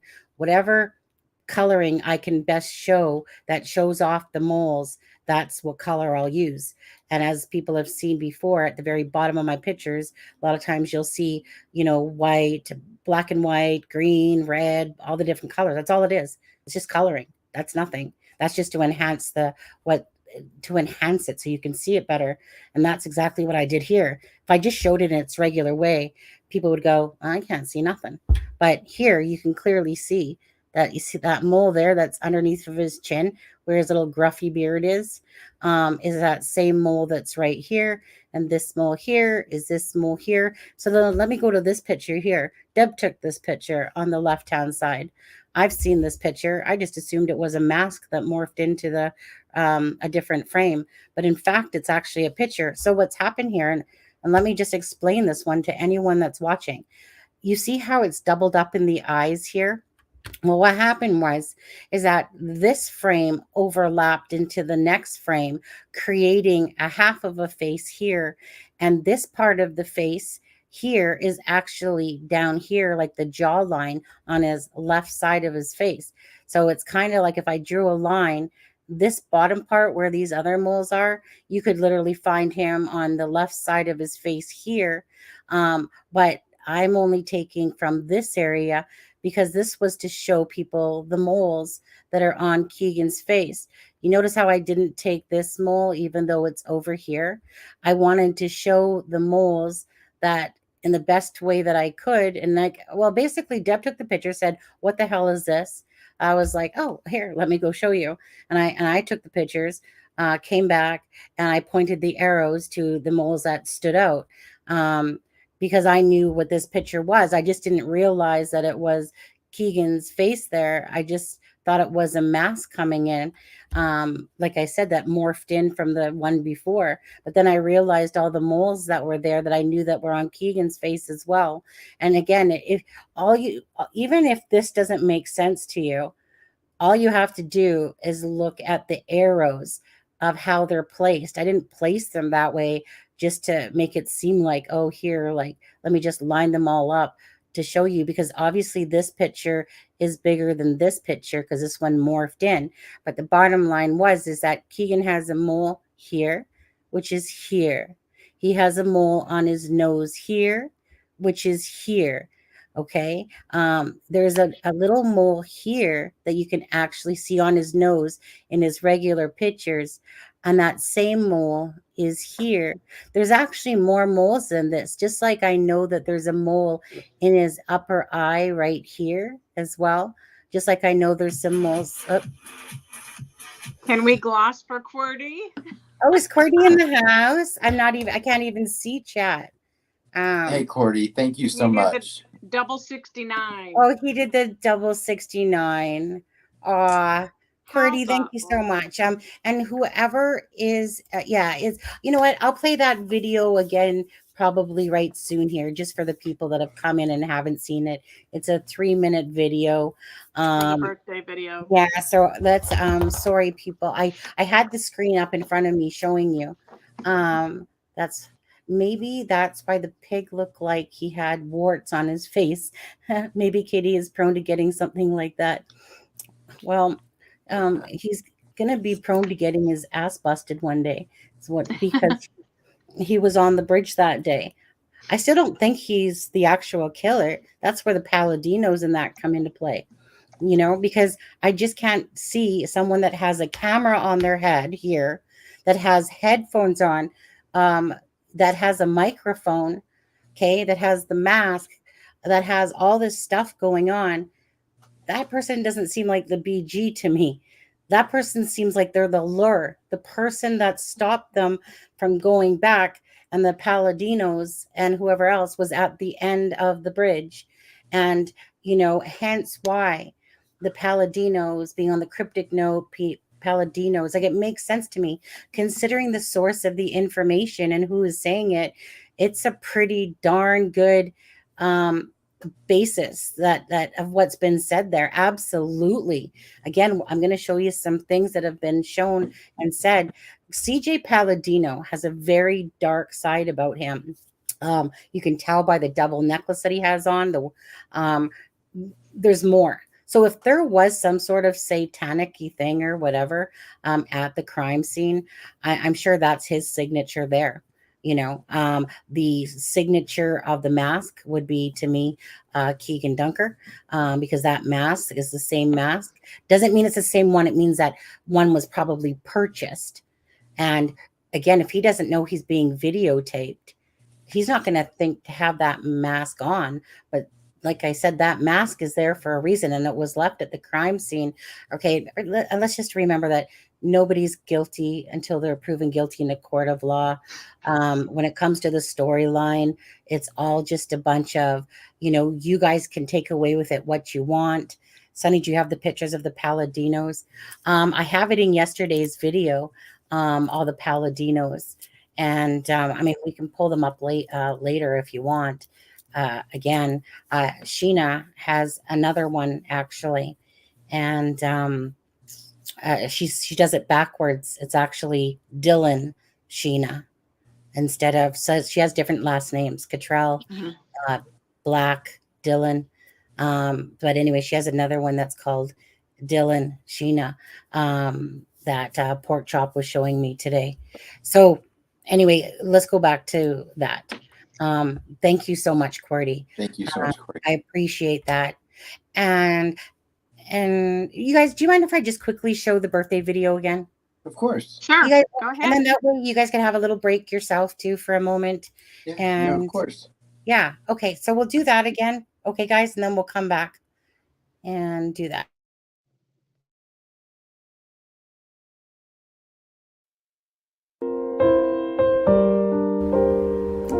Hey everyone, this is Sunny, and thank you for joining me on my birthday and my twins. She won't be here today, but I can tell you about her. This is Paula, Sonia, Tanya, Kenny, my siblings. Of course, I'm Sonia, aka Sunny, and this is us again. Meet the siblings. And just when you thought there was that, then there's more. Timmy, Randy, Billy, Ricky, Kenny, Sonia, Tanya, Paula. That's all of us. And there we are, the mother, the father, and us as we were children. Remember, it wasn't cell phones back in that day. It was good old cameras. And there's my mom, Gloria, and my dad, William, and they both passed away now. And there's, of course, Tanya, Paula, me and my mom. My mom gave me the nickname Sunny. And there we are again with our children when they were younger. There's still more than that. And there's me and my wonderful husband.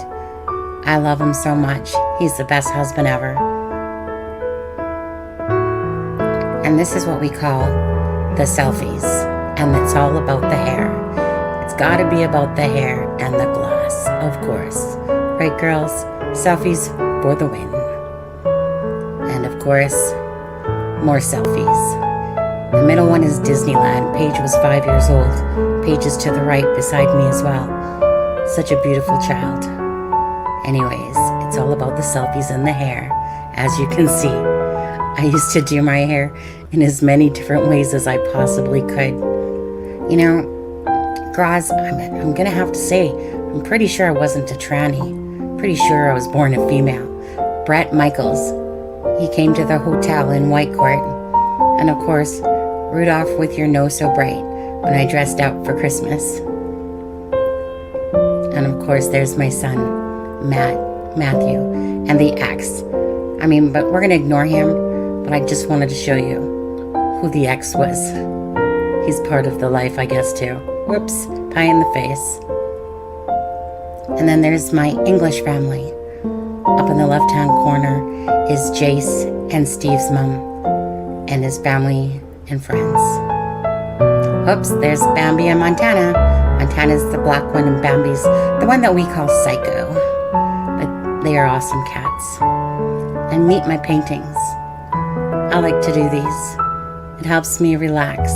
I enjoy it very much, actually. And there's me and Chelsea. I said Kelsey. And my wonderful husband. There's me when I used to play basketball when I was younger. And just some random pics in there.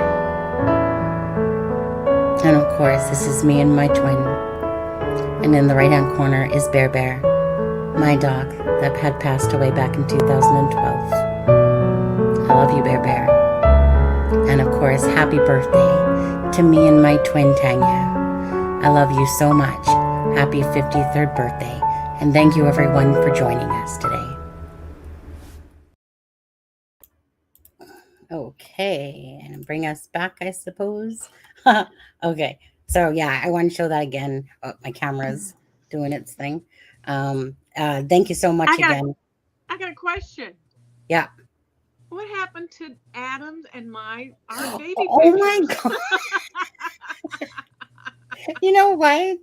That's so funny because I was going to put you guys at the end, I think. In your YouTube family. Oh, you know what? I'm going to have to add that. I feel so bad. Lisa said we got cut out, Deb. We didn't make the cut. Yeah, we didn't make the cut. First, oh my God. First, they don't send you the link for the show. Then they don't. Let me trying to get my camera back in focus there. Maybe she didn't think we were. She didn't think we were quite as cute as her family. So, but the important thing is Brett Michaels made it. Yeah. Okay. Well, I got to be honest. I would have put him in too. Oh my goodness, Deb. You know what the stupid thing is that I remembered, and then see this is the truth because I like to be a truthologist. I got real lazy last night, and I was working on the video. And I was like, you know what? I'm tired. I'm just going to go to bed. And I got to meet my twin for breakfast. I'm going to finish the video after I come back from breakfast. So I was rushing around trying to get this video because I know it's takes a lot of work. And I remembered about your pictures. And then I forgot because I was too busy going, oh, it's 20 to 5 or 20 to 6. And I'm like, okay, I did it. Oh my goodness. Yeah, she's like, I'm not. You know what? I'll tell you what. I'll use it on Adam video. Fair enough. Oh, you don't. I'll use it on an Adam video.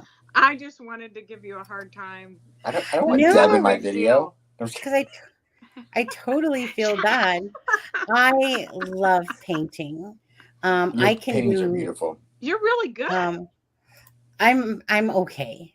I'm okay. I'm better than some, and I'm not good as some. But I want to see you in a Bob Ross wig. I know. I love Bob Ross.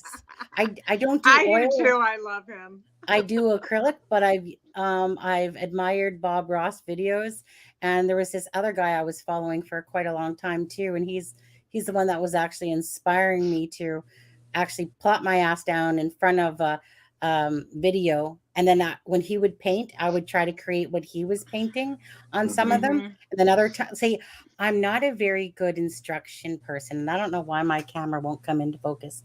But I look like I'm pink. No, that will probably make it worse. Well, it's probably getting dark there now, isn't it? Well, it is. But see, blinded by the light. Why is your light so different? right? You Well, can't you fix know, it. What size is your ring light? it's I don't know. It's your typical like $40 ring light. I don't know, but Mine I was don't only know. $20, and look at all the filters it came with. Well, see, mine's like I don't know. Let's keep it like that. Is that Lisa better? wants to see Adam do a dance like Napoleon Dynamite. Oh, that would be Oh, funny. thanks. Now I want tater tots. Can you believe that Bob Ross was a drill sergeant? Yeah, I love Oh my tater Change. tots. God. I can change my my tone. I seem laggy, don't I? I seem laggy. You have that warm light filter, Adam. No, Yeah, this is the one I always use, just the bright one. You don't seem laggy, Sonny. don't I? I look laggy Why to don't you just myself. refresh your screen? Oh, maybe I'll do that. Let's see. Da, da, da, reload. Thank God. Now that she's gone. Right. You have the controls. Don't let her back in here. I know, right? Give her birthday spanking. Lisa said, I love tots. I know, right? Right. I love Bob Ross too. So He's what so is soothing. everyone? She's backstage. Do I need to let her in? No, I was doing perfectly fine. We're just playing change the spots. Look who here. took center spot. I know. Do I still have volume? Can Yep, you still yeah, hear me? you Okay. do. Deb, I have it set so I have it set only I kick your volume out when I come Yeah, in. I pretty much figured that.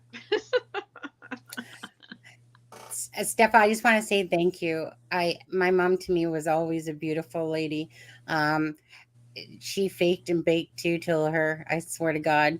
She what? She was gonna fake and bake. Oh. My mom. So we always I got thought you to said go- wake and bake. wake and bake, sure. But no, my mom, she was always to me just so beautiful. I always remember like she just was a beautiful mom. I was so as a kid, I know, but whatever. I was always so proud to have this beautiful mom, because she just I don't know, she's just beautiful to me. And so anyway, my mom, we would always get to go to the beach all the time to White Rock, which is the ocean, or to Cultus Lake, because my mom loved to tan.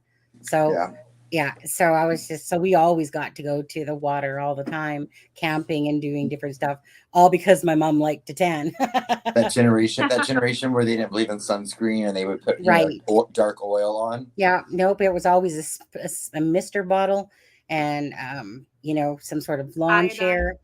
Yeah, baby oil and iodine. Yeah. I always love, scary. I always love copper tone, the smell of copper tone. The Hawaiian copper tone smell. That was always so dreamy to me. I always just like that smell. I love the beach. I love. I mean, we're water signs, all of us. So we all love I think we're all probably drawn to the water. Yeah. Deb lives on a lake, and Sonny lives by the ocean, and I live in the middle of the city. Yeah. But I get so bored when I'm at the beach, like because I get ADD, and so like I'll lay there for like 5 minutes, and then I'm like, what do I get? And then I people watch, and then I read a magazine, but then you get the oil all over your hands, and yeah. And my skin doesn't do well in the sun. I think the smell of suntan lotion just evokes those feelings of being at the beach. For me, it brings back to memories of when I was a teenager and we had a place called South Lake, and we all went there. And all of us teens hung out there in the summer, and just a lot of fun memories. Deb, have you ever been to Christmas Land? Oh, you mean in Indiana? Yeah. No, I don't think that's the name of it. Or Santa Claus Land? Santa Claus Land, yeah. We used to go there when we would go when I was a kid a couple times. Yeah. Nope. Nothing to do with the beach, but it's funny because when I lived in St. Louis, I would go to Lake of the Ozarks sometimes with friends to party for the weekend. And that show Ozark on Netflix, it is so realistic with the accents and the people. I don't know if any of you watch Ozark, but Holiday World, that's it. Chaotic. Hey. Chaotic. No. There's a Holiday World and there's a Santa Claus Land. I don't think Santa Claus Land is open anymore, is it? No, it's two different places. There was a Santa Claus Land and there was a Holiday World. I'm not sure if either one of them. It was an entire amusement park for Santa Claus and Christmas. Yeah, I know. Holiday World, someone was paralyzed on one of the roller coasters there. So I don't know. I have to look that up. Yeah. Sloopy and I are going to come to Indiana and go to Connor Prairie so I can see my family homestead. Yeah. That's your family homestead. That's not too far from me. I've never been there several times. Been there several times. I just like places that are called Christmas Land and those different things. Yeah. Like, Sonny, and the World Cup, is coming in 4 years. So one of the matches is in Vancouver. So we're going to have to come watch soccer at your house. Oh, yeah? Yeah. Yeah. So 4 years from now, huh? Yeah, get ready. Okay, get back to me in 3.5 years. Okay. Yeah. See if I'm still living in this area. Yeah. you're like, I won't be talking to you then, Adam. No, I'll be talking to you. Just not sure if I'll be living in this area. The Bob Ross Museum is in Muncie. Oh, I didn't know that. Indiana. I didn't know it was in Muncie either. Everybody meet at Deb's. The museum is a short hour from your home, apparently, Deb. Yeah, party at Deb's house. Yeah. Yeah, it's I don't know. It's like maybe 45 minutes from here, probably. My husband is close. Hey, can you guys talk about Deb's house, and then I'm just gonna go give the toilet a drink? Yeah. Does anyone want the address? Yeah. Yeah. I'll be right back. I'll be right back. No. I'll be right back. Let me pull up a picture. Yes, too. Just Google Earth it. Google Earth it right to her home. Yeah. Yeah, you should see the rusted out car on the cinder blocks in the front yard. Thank you for telling my person that threatens me all the time that information. Talking to Adam, right? Talking to both of you heathens. Oh. I'm innocent. Even you, birthday girl. Yeah, no, I'm innocent today. Husband. I remember husband saying something to me today. What was it that he said? He said something to me today. I don't even remember what it was. And I was like, can you tell me that tomorrow when it's not my birthday? He was can't remember even what it was. And I was just like, can you just save that for tomorrow? I remember years ago, my ex, one day, it was my birthday, and I'm not that person that needs a birthday week or month, and he said, oh, did you want to unload the dishwasher? And my mouth about dropped to the floor, and I was like, on my birthday? You want me to unload the dishwasher? Joey asking who's bother me. We won't mention the person's name. They don't come on here very much anymore, so yeah. But yeah, he used to come on and give out lots of threats. Right. Your number one fan. Right. So she went to the bathroom? I'm not sure. Okay. Now that she's 53, she probably has to go to the bathroom more often with that small bladder. And wakes up a lot in the middle of the night. We've got to roast her a little bit. It is her birthday. I know. I'm trying to bring the party vibes, but... Oh, we should have totally planned a roast. We could have had all of the Sleuth and Marv and everybody come on to roast Sunny. Right. We'll do that for you, Adam. I'm sure there's some other channels we could just turn on and listen to the roaster. Right. Yeah, but when you roast somebody, you're really doing it out of love.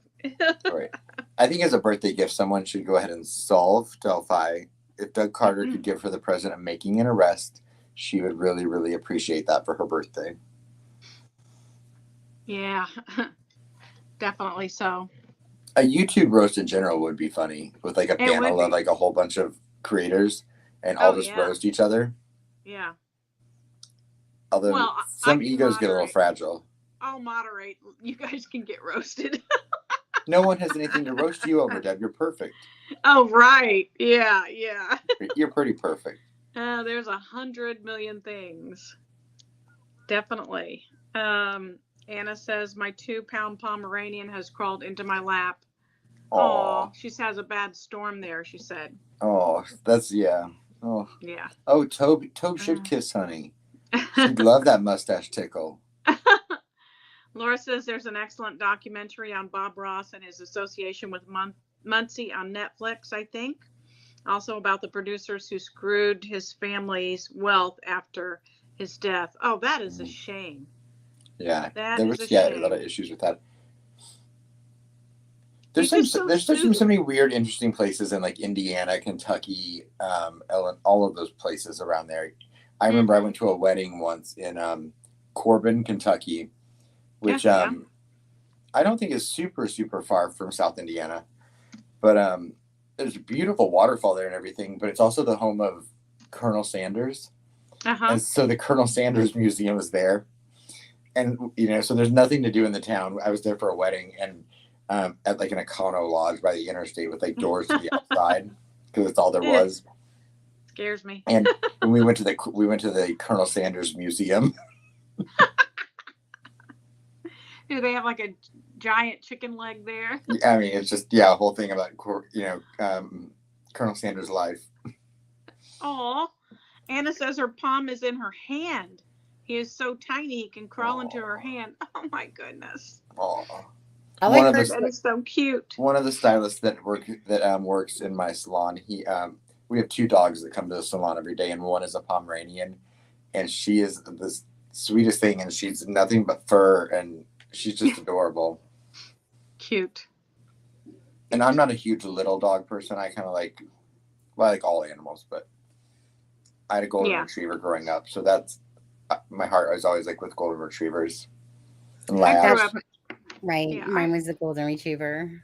I grew up with big dogs. My dad would train hunting dogs for people.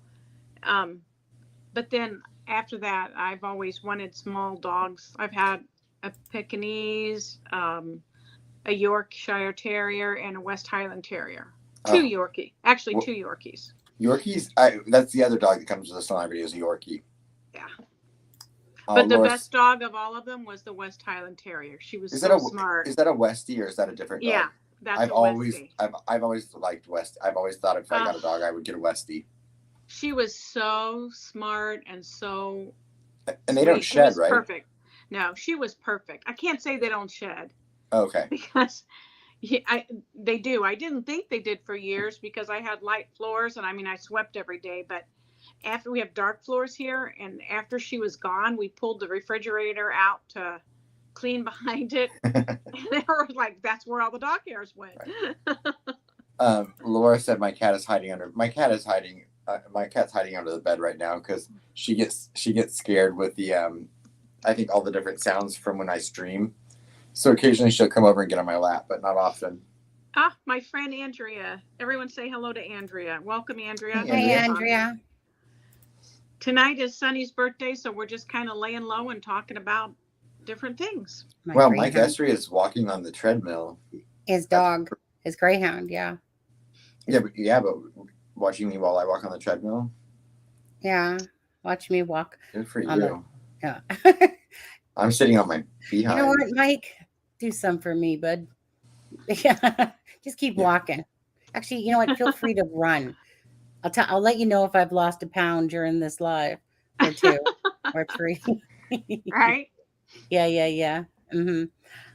It's always funny with YouTube is no one knows what anyone looks like from like here down. We could all just have giant butts. Yeah. Oh yeah. I got a big butt and I cannot lie. Well, actually, I don't really have a big butt. No, I have actually. What do I want to say?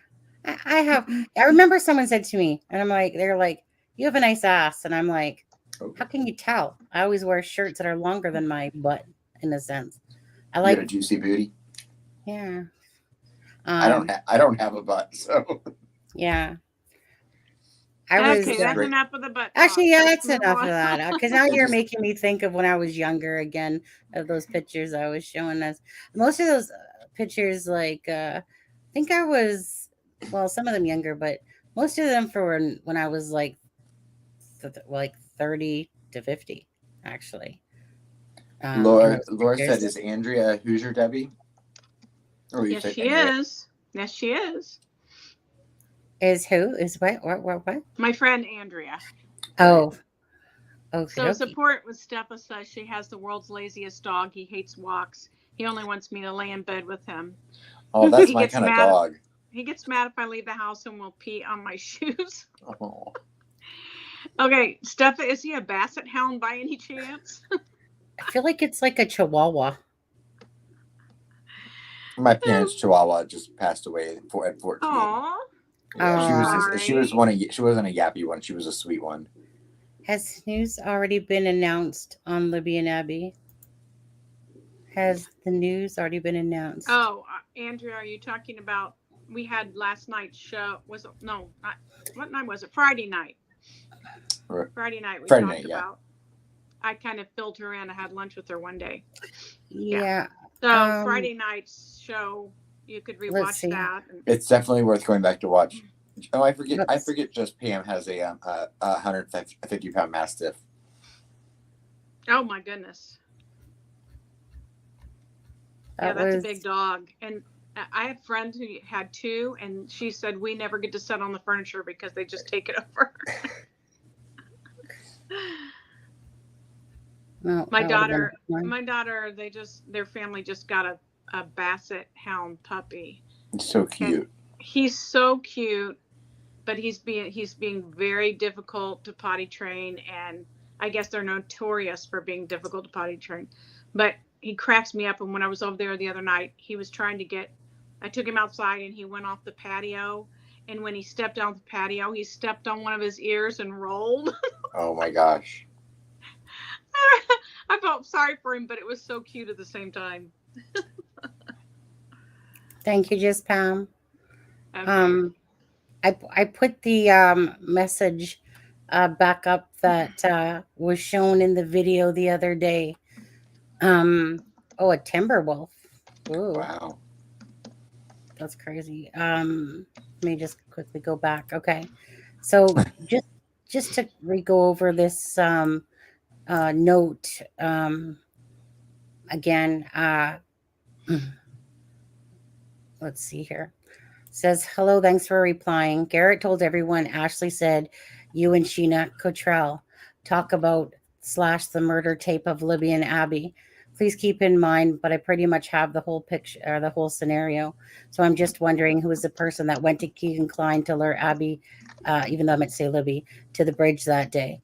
Abby and Libby, sorry. He also says Tasman R, which is also known as Tammy.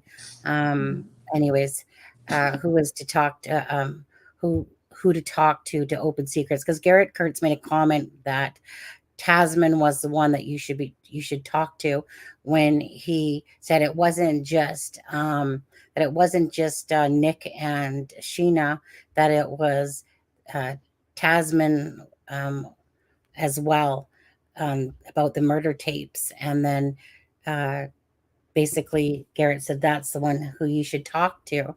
And Tasman is on Becky Patty's friends list, as well as I think Derek's too. But so I did let Becky know that, hey, like, this person has been told that is in the knowing of the girls, whether the murder tape and being talked about, and this person's like literally on your friends list.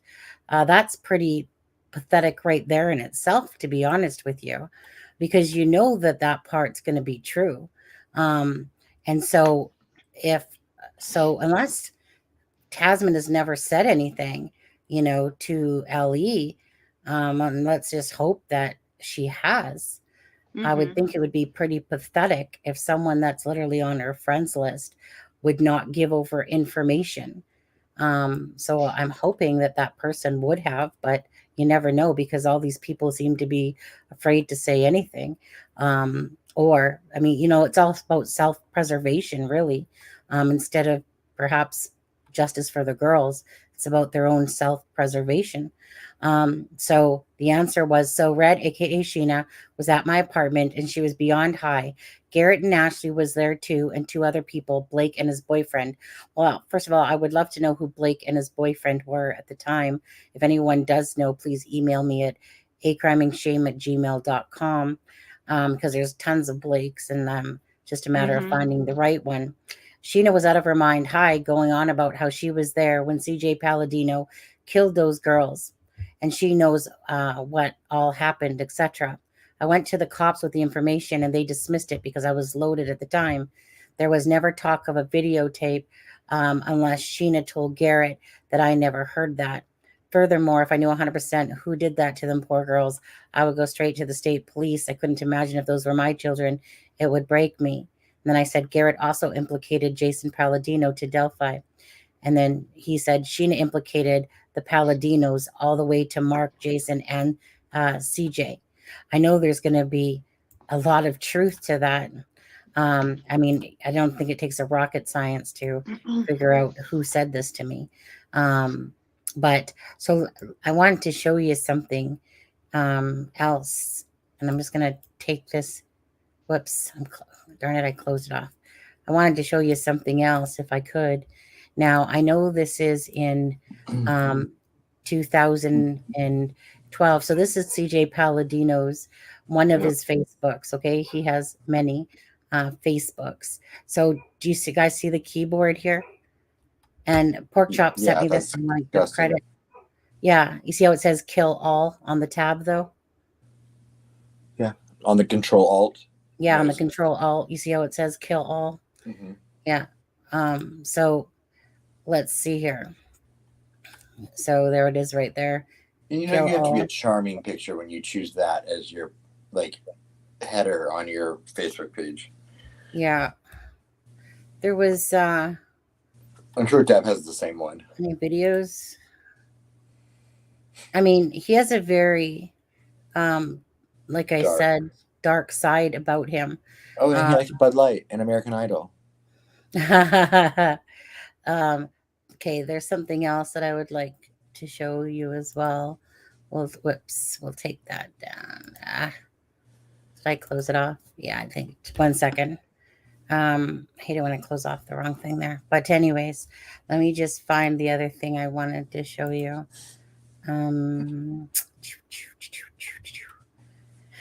Where's Pork Chop? There she is.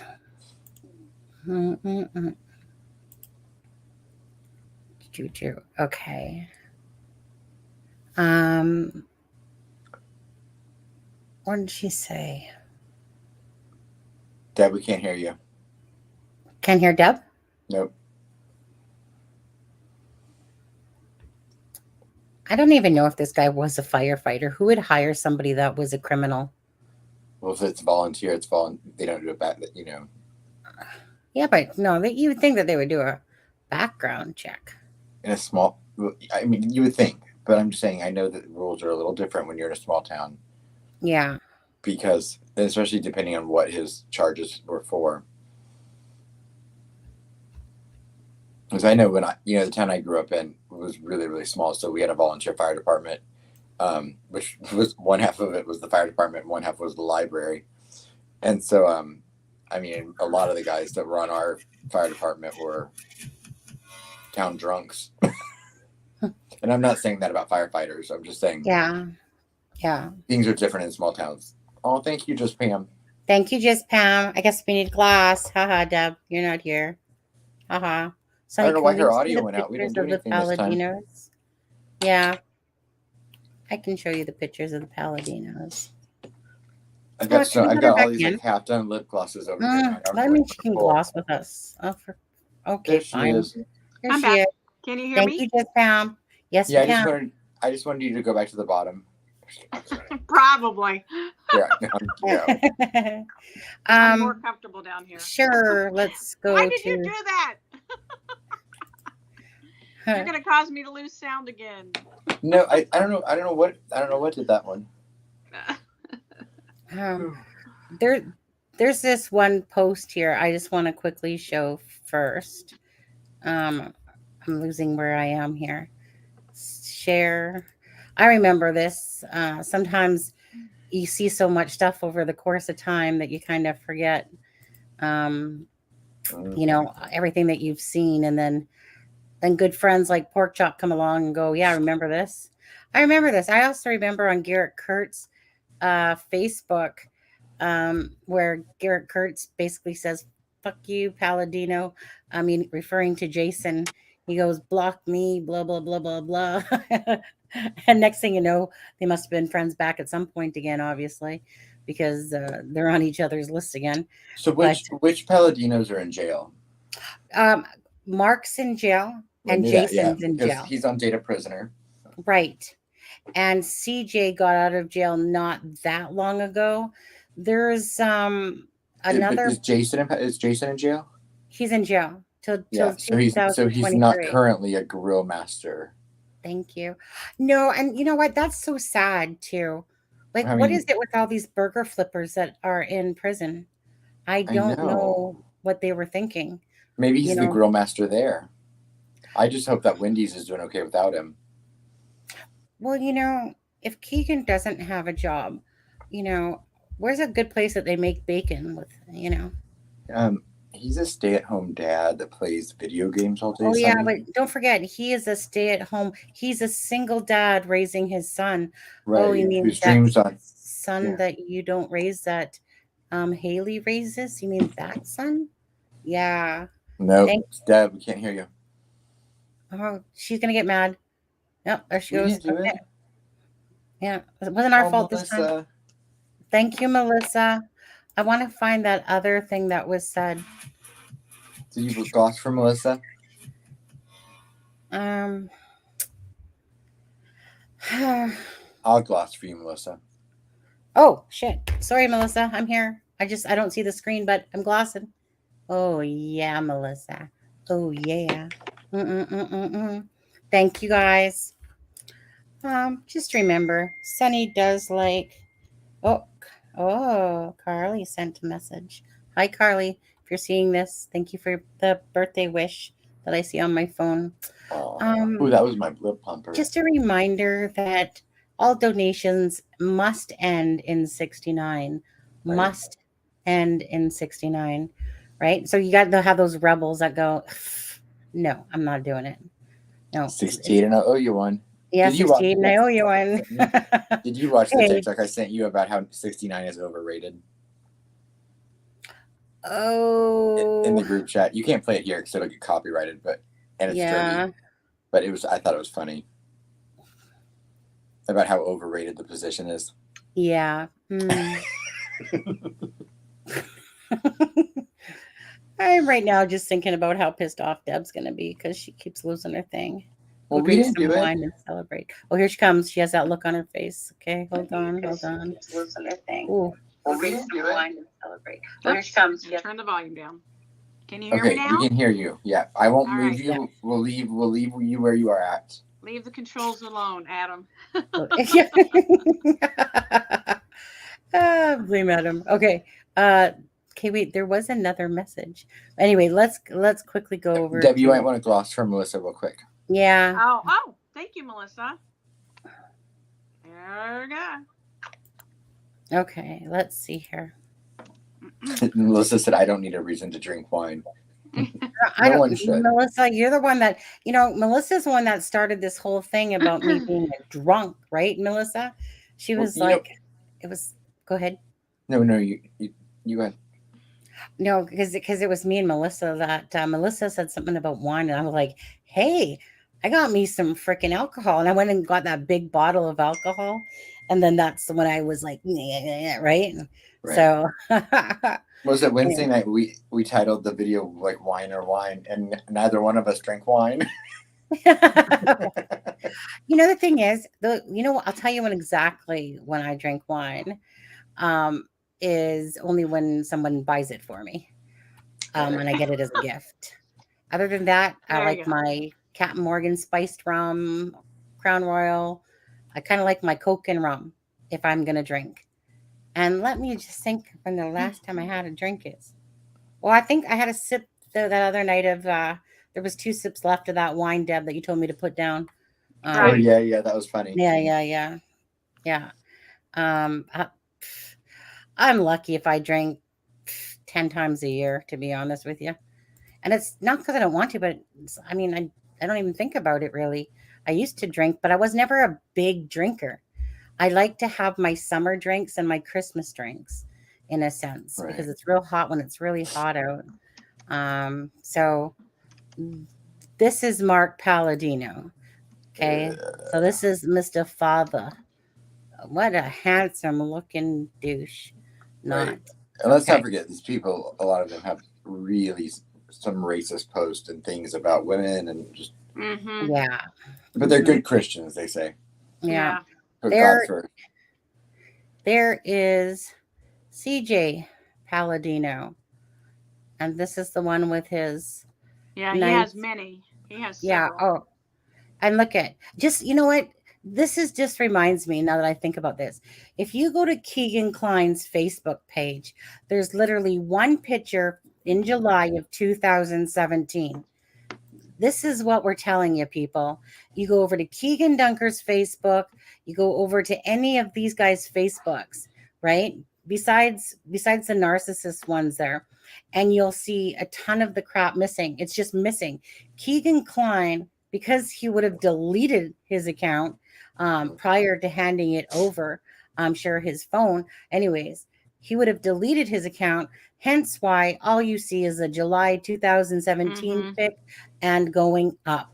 Right. Because these people are a bunch of liars. Or you'll see that the information was removed. I don't care if it's Chris Mathis, Garrett Kurtz, Keegan Dunker. I mean, there's so many. You go to that area of their Facebooks. And, you know, it just dawned on me what was happening. I use Intellius. So actually, sometimes they're in jail. Well, sometimes they're in jail. Yeah, that is correct. But right around that whole time of the murders, you know what I mean? They weren't. So, yeah. What? Mike's comment. So, I'm sorry. We're being serious, and I thought that was funny. 68, because at 69 you turn around. That's funny. And so, anyways, like I said, Keegan Klein's, so yeah, some of them were in jail throughout different times, but not of the time that the girls were murdered. And so, but their Facebooks want to disappear. So I was saying I use Intellius, and it dawned on me. Hi, Adjusted Fate. Thank you very much. Thank you to anyone who said happy birthday to me and I haven't acknowledged you. Can I consider this a big acknowledgement to everyone and everyone that's donated and sent money? Copper Horse was $169.69. QWERTY was $69.69. Sorry. And I know that there was Callie. There was Ben. And Ben, yes, Ben was 1969. That's right. It was Ben. Venden Quires, Callie, Copper Horse, QWERTY, Laura, Just Pam, and then what were the last two? Why I was dinking Melissa. around? Melissa and Just Pam. Melissa and Just Pam. Yeah, and then there was Derek Farmer. On here, I'm just going to drop it again in case someone does want to. On PayPal. Yeah, I'm just putting the PayPal only because PayPal doesn't take 30% like YouTube, but whatever. Just because there's some new people on, my friend's one of them. Normally we do like have a whole show that we talk about just information and little bits of humor there, just to lighten it up a little bit and talk about this case. But tonight's a little bit lighter because it's Sunny's birthday, and so we're just chit-chatting about whatever pops up. And yes, Andrea, the people that we're showing, the Palladinos, that's part of the video that you'll want to watch from Friday night. They're part of someone who is in the know. Yes, Joey has suggested that they were the ones that killed the girls. Right. Yes. So again, there's just a lot of missing Facebook things on Intellius. It used to bug me because I would click on somebody's name that was attached to them as a friend. Now I understand what's happening. So whenever I go to Intellius, it tells me their friends, like a lot of their associations, not all, right? I mean, it's only as good as the information out there. Sometimes they attach the wrong information to somebody or their wrong Twitter or something like that. But anyways, what I realize now is that when a name is missing, it's because they took them off of their friends list. Right. All right, Sleuth Intuition. Happy 21. Thank See, you. he's the rebel too. He's 21 like, what? Drinks? I've heard Happy She said 21. she for said women, 21 drinks. 21 till I'm dead. No, no. See, Sleuth, he's the rebel right there. He's like, you know what, Sonny, I heard you say use the 69 ending, but I'm not going to. Because anything that you say, I'm not going to do. He's a married man. Yeah. Thank you, Sleuth, very much. Very much appreciated. And again, to all you mods and people that are in here that have that right, a lot of time these mods are given rights because so that they can drop their own channel links in here, like Marvin Frank and Sleuth here and Chaotic Beauty and other whoever else is in here, True Crime Web. Who dis, yeah. Feel free to always drop your channels in here as you're watching chat. That's perfectly fine. Again, I'm not one of those people that you just need to stick to the links that we drop. That's the whole point of it, right? Because there's other channels here that we respect, and that's the reason why they have mod rights. Actually, it's because they're respected channels, and we appreciate the love and support from them and the kindness and the put into their channels. Yeah, absolutely. So thank you again, Sleuth, very much. And so just going back to the intelligence for my last thing. So a lot of people's names I noticed were just like, on some people, it was just ridiculous. I'd click on their name. It said that they were an associate. And then it would say, please go back and try again. And I'm like, why does this keep happening? This is happening way too much. So now I realize that it's because they've deleted that person from their social media or Facebook page or something like that. Now it makes sense. So when I see a name, I'm like, I knew you were attached to that person. And then all of a sudden click, oh, please try again, and I'm like, what? I just finally just comprehended to me the other day why that was happening. I was just like, are they making this many mistakes that they're attaching a wrong person? But yet I know that this person would be attached to them. So anyways, yeah. So this is CJ Palladino. Hi, Zen Monkey. Thank you very much. Hi, Belinda. And yeah, if you guys could hit the thumbs up for us, that would always be great. We always appreciate those. Again, if it's one of those things. If you're coming in to see the content, please, if you, I remember Slew said this in his channel, and fair enough, right? If you're coming to watch the content, could you just do the minimum of, or maximum, however you want to put it, of just hitting that like button for us? Because that would be great. Because it takes a lot of time and work to do certain things, or, all of our time to come on the lives for 2, 3, 4, 5, 6 hours a day, right? and it does help it just generate right. It just generates more awareness, really. Yeah. So let me just go back to Facebook. So yeah, so Palladino, that is you. Oh,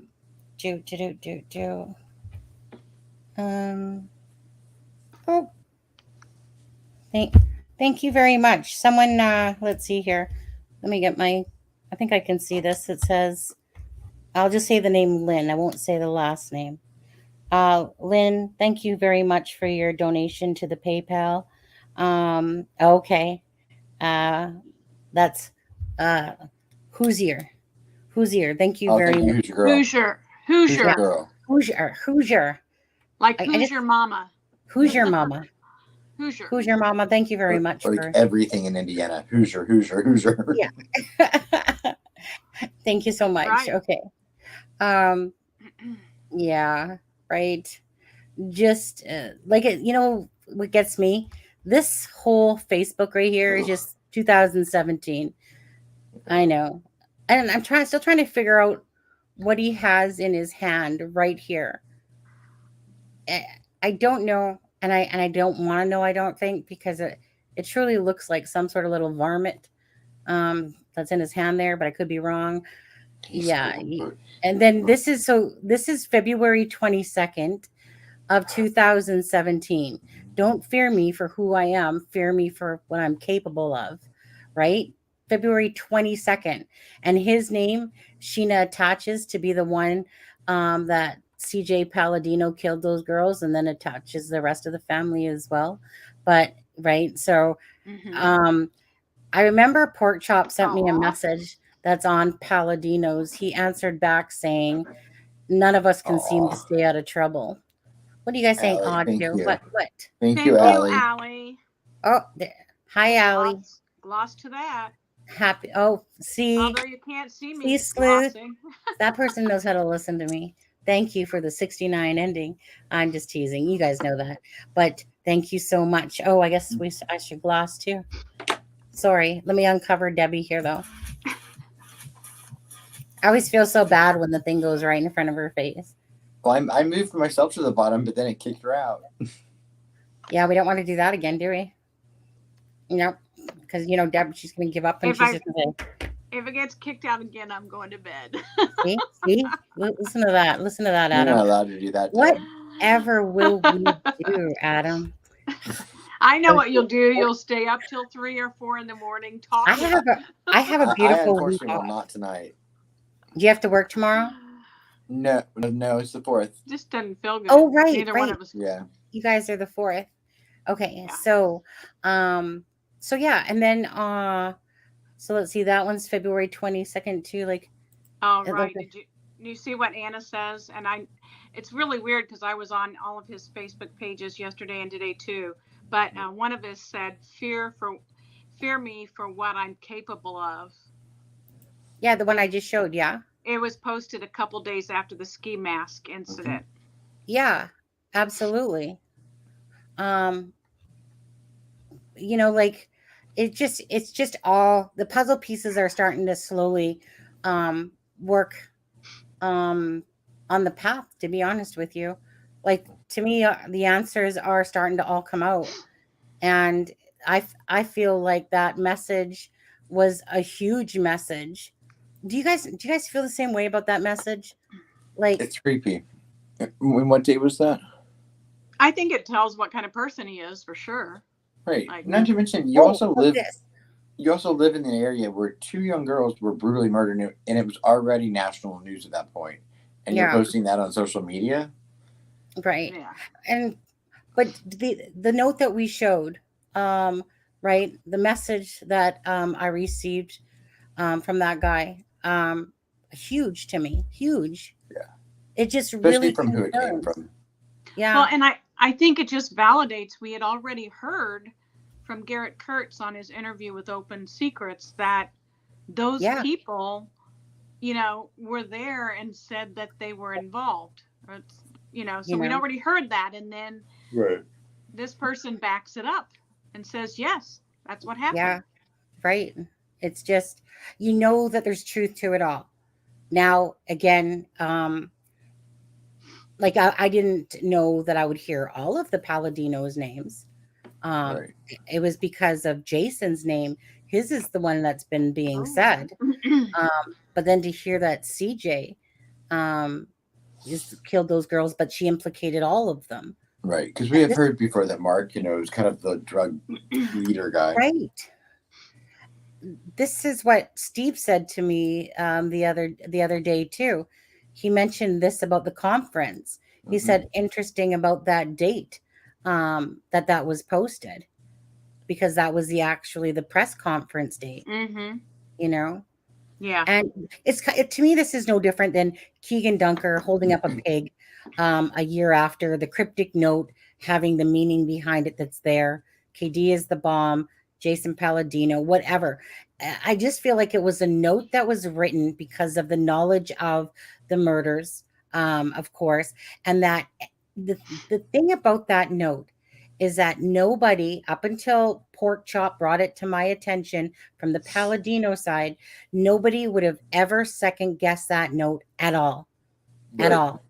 No one ever did. And it took me a long time. And then I think, Grizz is actually the person that pretty much came in and said, look, and he took that note. And although if his BG is different or whatever, but he took that note, the cryptic note, and he went to town with it. So meaning regardless, a lot of people have now become aware of this cryptic note. And the cryptic note is, to me, absolutely to do with the murders. I always thought it had been. KD is the bomb, Jason Palladino. These people were talked about by Open Secrets.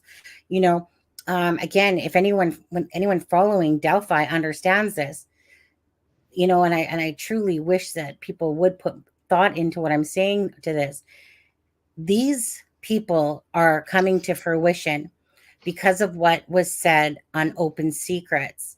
That even if you don't believe who my BG is, although Garrett Kurt's best friend, believe in what Open Secrets and Garrett Kurtz and Chris Mathis have said. And then you can now go attach it to the message that was here about Sheena saying that she was there and that CJ Palladino and the other ones were involved in the murders of those girls, and take that back to the cryptic note again, you know. Yeah. And again, regardless how that cryptic note exactly means, to me, Kai fucking Pie now means, to me personally, Keegan Palladinos. That's what that Kai Pie means to me now. Now that I can look and go, oh, okay. I always thought it was Keegan Palladinos, but for me, I believe it is. I don't know for sure, but it seems very likely to me that it is Kai effing Pie, and I don't really know why I did this. Well, yeah, okay, you know, justice for Abby and Libby, 100%. And Joey, absolutely, yeah. There was a huge implication that Jason Palladino was involved in Nicole Bowen's murder. Oh, absolutely. Right. They just didn't have. They couldn't place him there. Yeah, you know, these people have some nasty friends, you can tell. Wait, what am I doing here?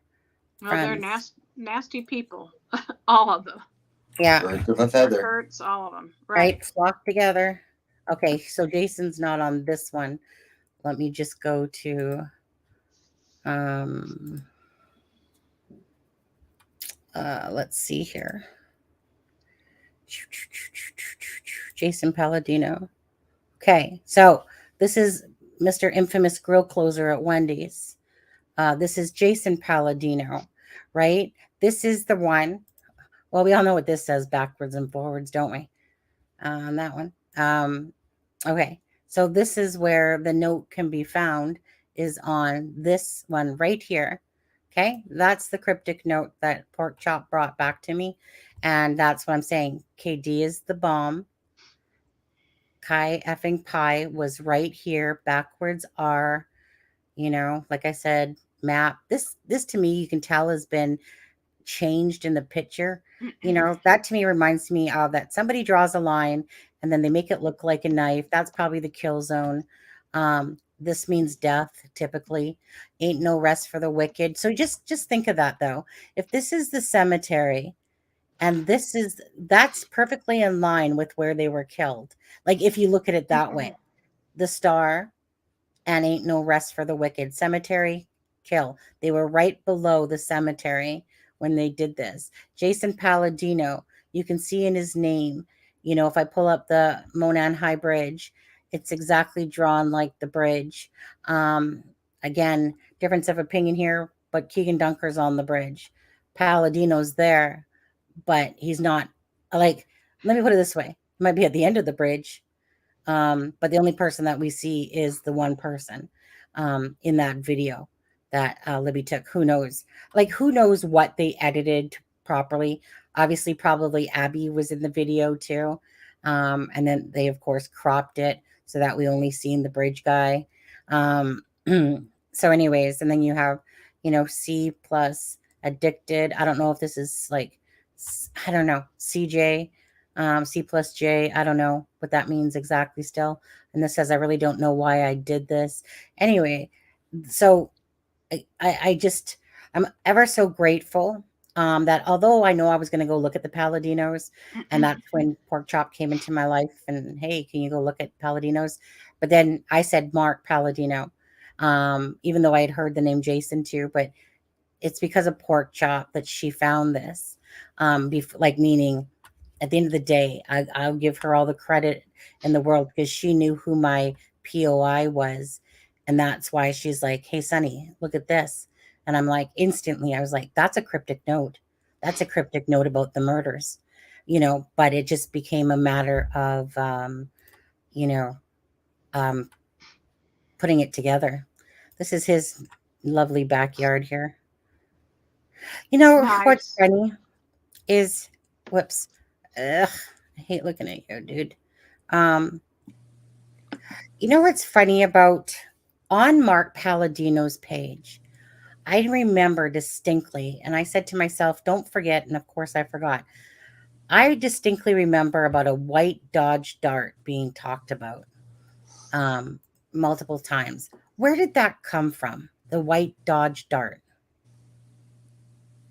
Say that again. You just specifically remember what? The white Dodge Dart being talked about. Wasn't that the vehicle that was pulled in front of Tina Rodell's house? That's A white Dodge Dart.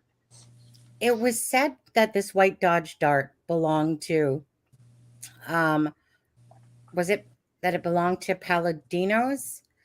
Or Ellis? Gabe Ellis. It was something about Ellis and Tyler French or something like that. And that was the one with paper plates. Anyways, all I can say is this. I distinctly remember about the white Dodge Dart. And I remember I was on one of Palladino's friends. And I was like, I'm going to come back to this. Do you think I could remember for the life of me within 15 minutes where I found that, like whose person I found it? Because you know how you start off at one person and go to the next? But I just remember that this person had a white Dodge Dart for sale on his thing. And I wanted to kick myself for that, the TGF Dodge Dart. Yeah, but so I think it was Ellis that sold it to French or something like that. My cat wants out. Can you guys see what questions are being asked and just maybe answer a couple? I just gotta go let my cat out. Mm-hmm. Okay, so Joey says Kurt's claim that Palladino was involved was the first in public in the case. He said Palladino was Drinsky said Palladino was not in the trailer that night. Right. The reason that Palladino was not implicated in Nicole Bowen's murder is he was not in the trailer that night. However, Kurt said that Palladino had given the executive order to take Nicole out. So that's what we heard from him. So right. It seems like if that's true, and if there was some involvement with Palladinos, that's who's in charge at some level. They may have someone above them, but if that's the case.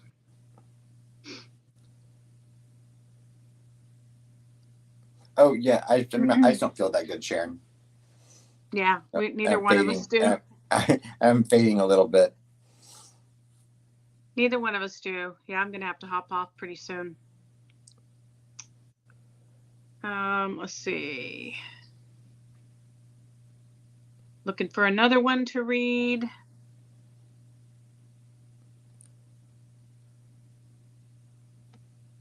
Anna says, God,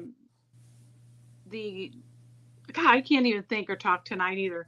The cryptic note could also be read as Chi F pi was BG.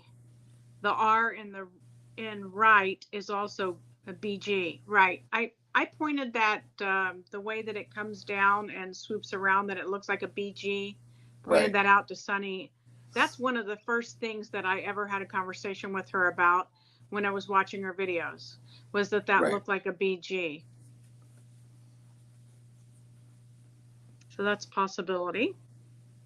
There was something else that Anna said. Oh, I know what. I was thinking about, like, when Marv and Frank were talking about how they said someone that they talked to had told them the phone was found at the end of the driveway, close to where the shoe was. So that got me thinking that makes me feel there was a struggle of some sort there.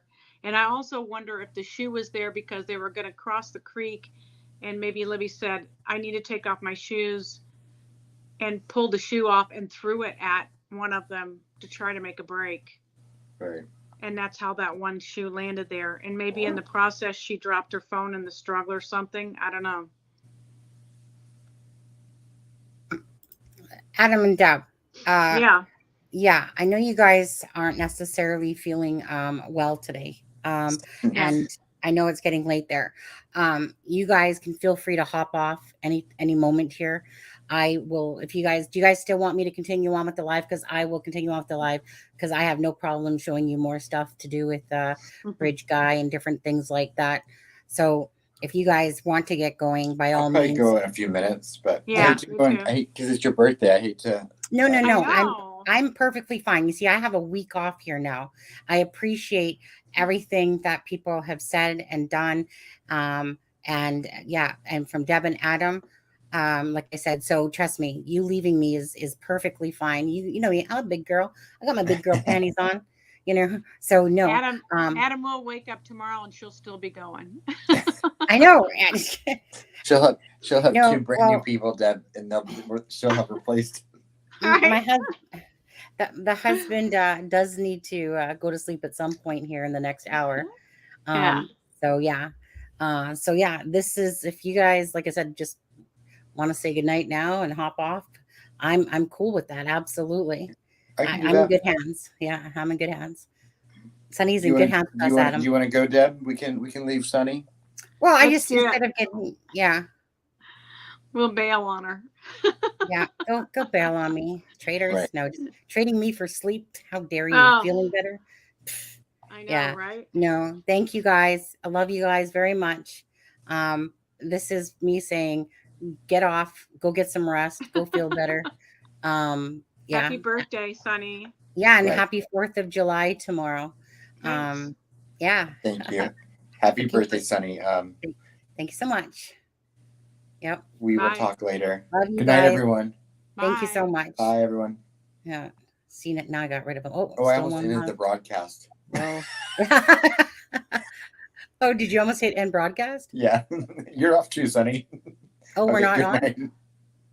No, you're on. Oh, you're okay. On. I was going to say. No, I said I almost hit end broadcast. Oh, you almost hit. I lost because, right, I get it. Right? Yeah, okay, but have a good night, Sunny, and happy birthday. Thank you so much. Take care, guys. Okay, now you're stuck with me. I don't care. I'm going to stick you, meet myself. Well, is that too low? Yeah, let's see. We don't know. That's just a little too close. No way. That's real close. Where do I want to go? I want to go. Nope, that's not good enough. All right, let's go back to here. What happened there? I should have just stayed where I was because that's no, I can't. No. Yeah, no. Okay. There I am. All right. So, okay, I'm back.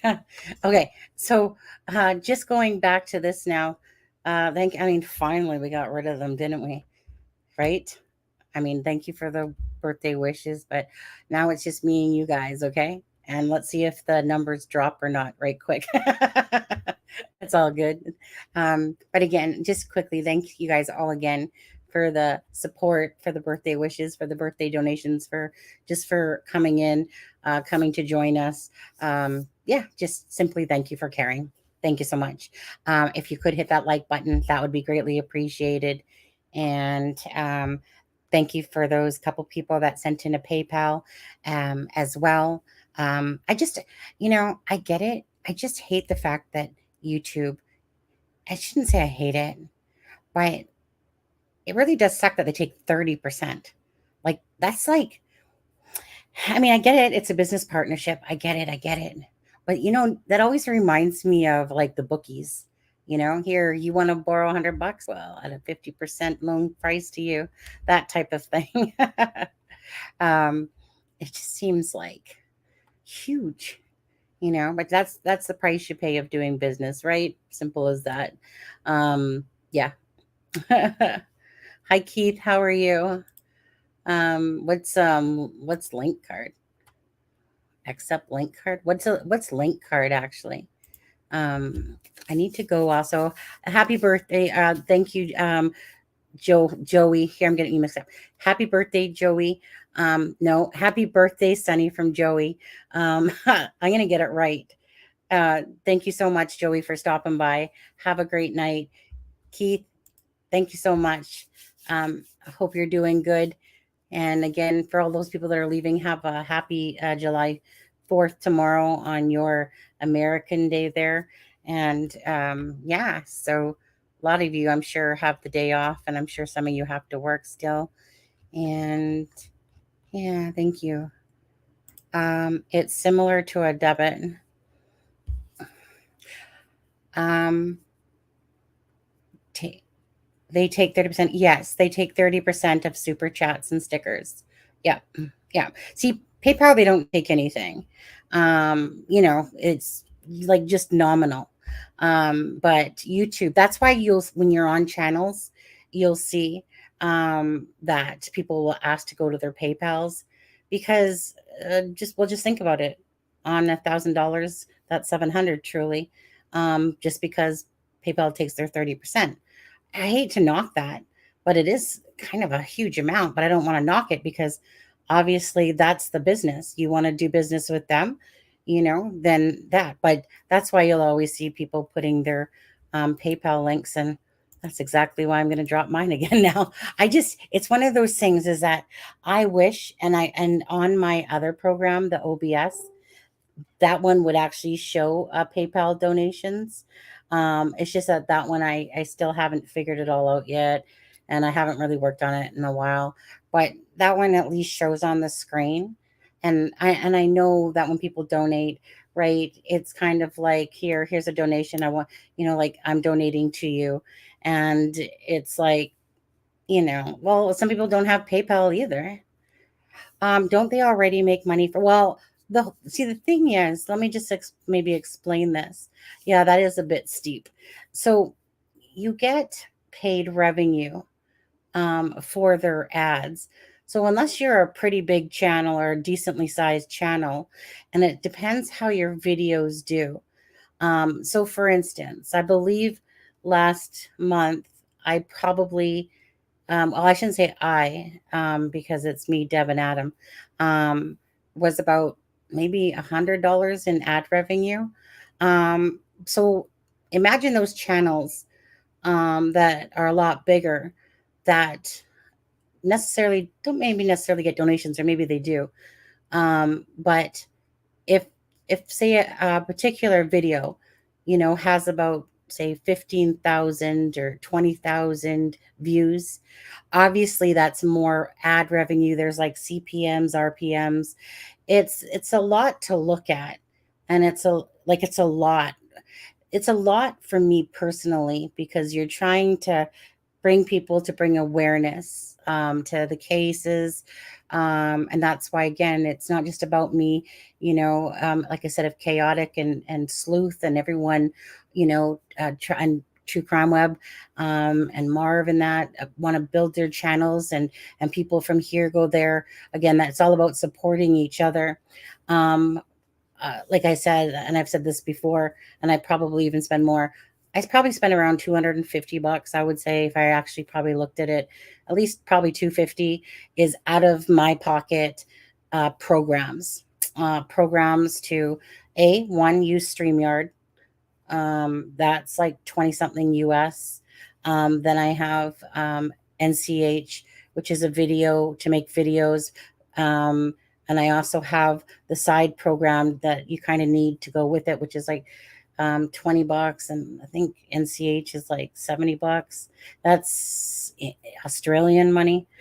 So it just works out that it's quite a bit of money. So it does really help that it eases the burden. And of course, I give Devin and Adam a cut of the pie, because even though they never asked, I always just felt like it was the right thing to do. They just wanted to come on the channel just to be here because they enjoyed it. I just felt like it was the right thing to do to offer them a nice percentage each, right? So it's kind of like YouTube takes 30%. And I'm not going to tell you what cut they get, but it's a fairly fairly reasonable cut, especially as the channel will grow, because it's about teamwork, and doing it together, and it's what's right to do. So yeah, but so it's just one of those things, is that you get paid for ads. Hence why some people are bitching because, oh, I have to watch an ad during your video. Well, you don't have to if you have YouTube Premium like I do, where I don't have to see the ads. But at the end of the day, thank you, Andrew Larson. So, but the thing is that I don't know what sometimes people think or expect, because obviously, the whole point is YouTube wants to run ads, because that's the circle of life, is ads on commercials, TVs, radios, because that's what brings revenue, and that's why they're able to pay you money from those advertisers. So I think that, being in the true crime community, and trying to bring awareness to the missing and the murdered, that's definitely not one of the worst things in life someone could ever do. In fact, it's one of the most unselfish things that people can do, you know and so it's one of those things, is like, there's people that are gamers that have their followers on Twitch and different things. And, some people are just so willing to judge so fast, as if their shit don't stink. And most people's shit stinks just as well as anybody else. Nobody's perfect, but like I've said before, um, it's not up to anyone to tell somebody what to do. I can just imagine coming into your home and going, here, I want you to do this. Nope, you're not allowed on YouTube. Nope, you're not allowed to do anything on YouTube. You're not allowed to go have a job. You're not allowed to do this. So when people want to preach it, just look at your own back door before you start preaching to others. It is nobody's right to tell someone how to run their channel. If people don't like it, they don't have to watch, and they don't have to come here. And if people want to support it, there's people like me too. Before I was even a channel, in a sense, and I was just watching the Suzanne Morphew case and everything like that, I was donating to other channels as well, which I still do. Why? Because I appreciated the work that they were putting into it. I appreciated and respected them as a channel. So anyways, just wanted to say that, I like the fact that we're in a community that helps people, that brings awareness to cases. And there's every type of personality out there in this world. You have your nice people, you have your generous people and nice people, you have your two-faced people, you have your trolls, your idiots, you have every sort that comes in here. And at the end of the day, we just like to keep it real, keep it honest. And yeah, be transparent, I guess is the word, and try to have a nice following of people that aren't here to cause drama, but are here to enjoy the case, and as well, that they're here to have some fun, right? Because some people are like, you can't have fun where you're talking about two dead girls. Well, yes, I can, because this is my time. This is our time. And imagine in the world if we just lived underneath dark and gloom. And what kind of day would that be? I need to release myself with that positive vibe energy, right? Because this is a lot of negative energy coming at us. But what makes it all worthwhile is that, that at the end of the day, just look at Braden Mahon, right? It was because of, I don't know why I'm forgetting her name all of a sudden, but it's at the top of my tongue. Was it Rebecca? Oh my God. No, it's at the tip of my tongue. Darn it. Anyways, but it was because of her bringing the attention to me and asking me, hey, can you do something? Absolutely. I don't think I would turn anyone down that said, hey, can you help me? This family is looking for this missing person of theirs. Can you help me? Absolutely. Every time I'll say yes, because like I said, that in itself trickled down. And because of the suggestion of, to the family as well, of take Steph. Thank you. Thank you, True Crime Web. Wait, support from Steffa? Oh my God. Why am I Robert? It's Robert. I'm having a brain fart. Because it's not Steffa. Stephanie? Is it Stephanie? Yeah, Stephanie. Okay, there we go. But because of her, yeah, I was just having a brain fart. Like I said, it's just things like that. It takes more than just one person. She brought it to my attention. I said, sure. I asked Steve if he could come on, from True Crime Rep right there. He said sure. And actually, yeah. Hey, Steve, since you're in chat right now, do you want to come join me? Do you have time? You can if you want, but don't feel guilty about saying no. I'm just asking because now that I'm looking at you and I'm sitting here by myself, I was wondering if you had any thoughts that you wanted to talk about, unless you're just really tired and are about to head out anyway. Just putting that there. She is Stephanie Robertson. I don't know why in my head it's like it twists around every time I've gone to go say your name lately. It didn't at first, and all of a sudden it's getting mixed up and jumbled in my head. Sitting right there being quiet. Anyways, if you want to come on, let me know. I will definitely throw you a link to your email if you do. If not, that's okay as well. But yeah, so that was something to be very proud of from the work. Like people say, thank you, Sunny, and like, no, it's not thank you, Sunny. Thank you, staff. Thank you, True Crime Web. Thank you, Sunny. Thank you, everyone that was sharing the post. Thank you to a lot. Give me 10 making coffee. Yeah, absolutely. I'll throw you the link, and I'll send it to the email. And let me just quickly do that for Steve. Oh, he said happy birthday there. And I'm just going to reply with a link. Thank you, Steve. And then send. Thank you very much. I'm just seeing that one now. Okay, where am I? Oh, got to come back here. Steve, don't be afraid to say no, but it's Sunny's. Hey, Anna, if I find your thing, can I read your note? Would you mind if I actually read that note? I thought it was really nice, and I seen it because Deb put it in our chat, and I'm just not sure. Would you be okay? I'll take some coffee too. Yeah. Let's see here. I got till about, well, I'll have to check with husband, but I think I got till about 10 o'clock. Okay, Steve? But let me go check with husband, but I'll wait till Annette, where'd she go? Oh, there, Anna answers me. And see, because I can pull up that note that you put on Reddit. Feel free to read my post. Okay, let me just go quickly find that, and I'm gonna close down that, and let me just go quickly find that. Like I said, Facebook. And of course, if anyone does want to become a member, you have to be a minimum of a Paw Patrol, which is $1.99 a month. And then you can join the private Facebook group. Totally up to you. And let's see here.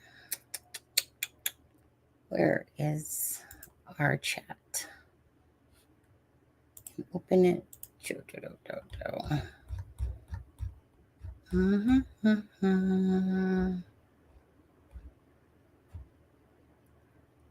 Okay, where did they put it?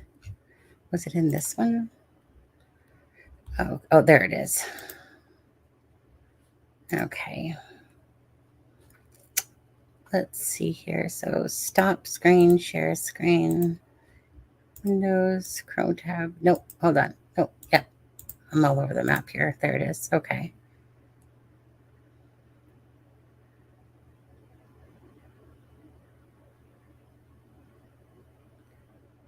For your information, Steve was gone before you asked about calling in, so you may want to ask him again shortly. Said he was going to... Were the girls found in the creek or on the land? They were found on the land. They were found on the land.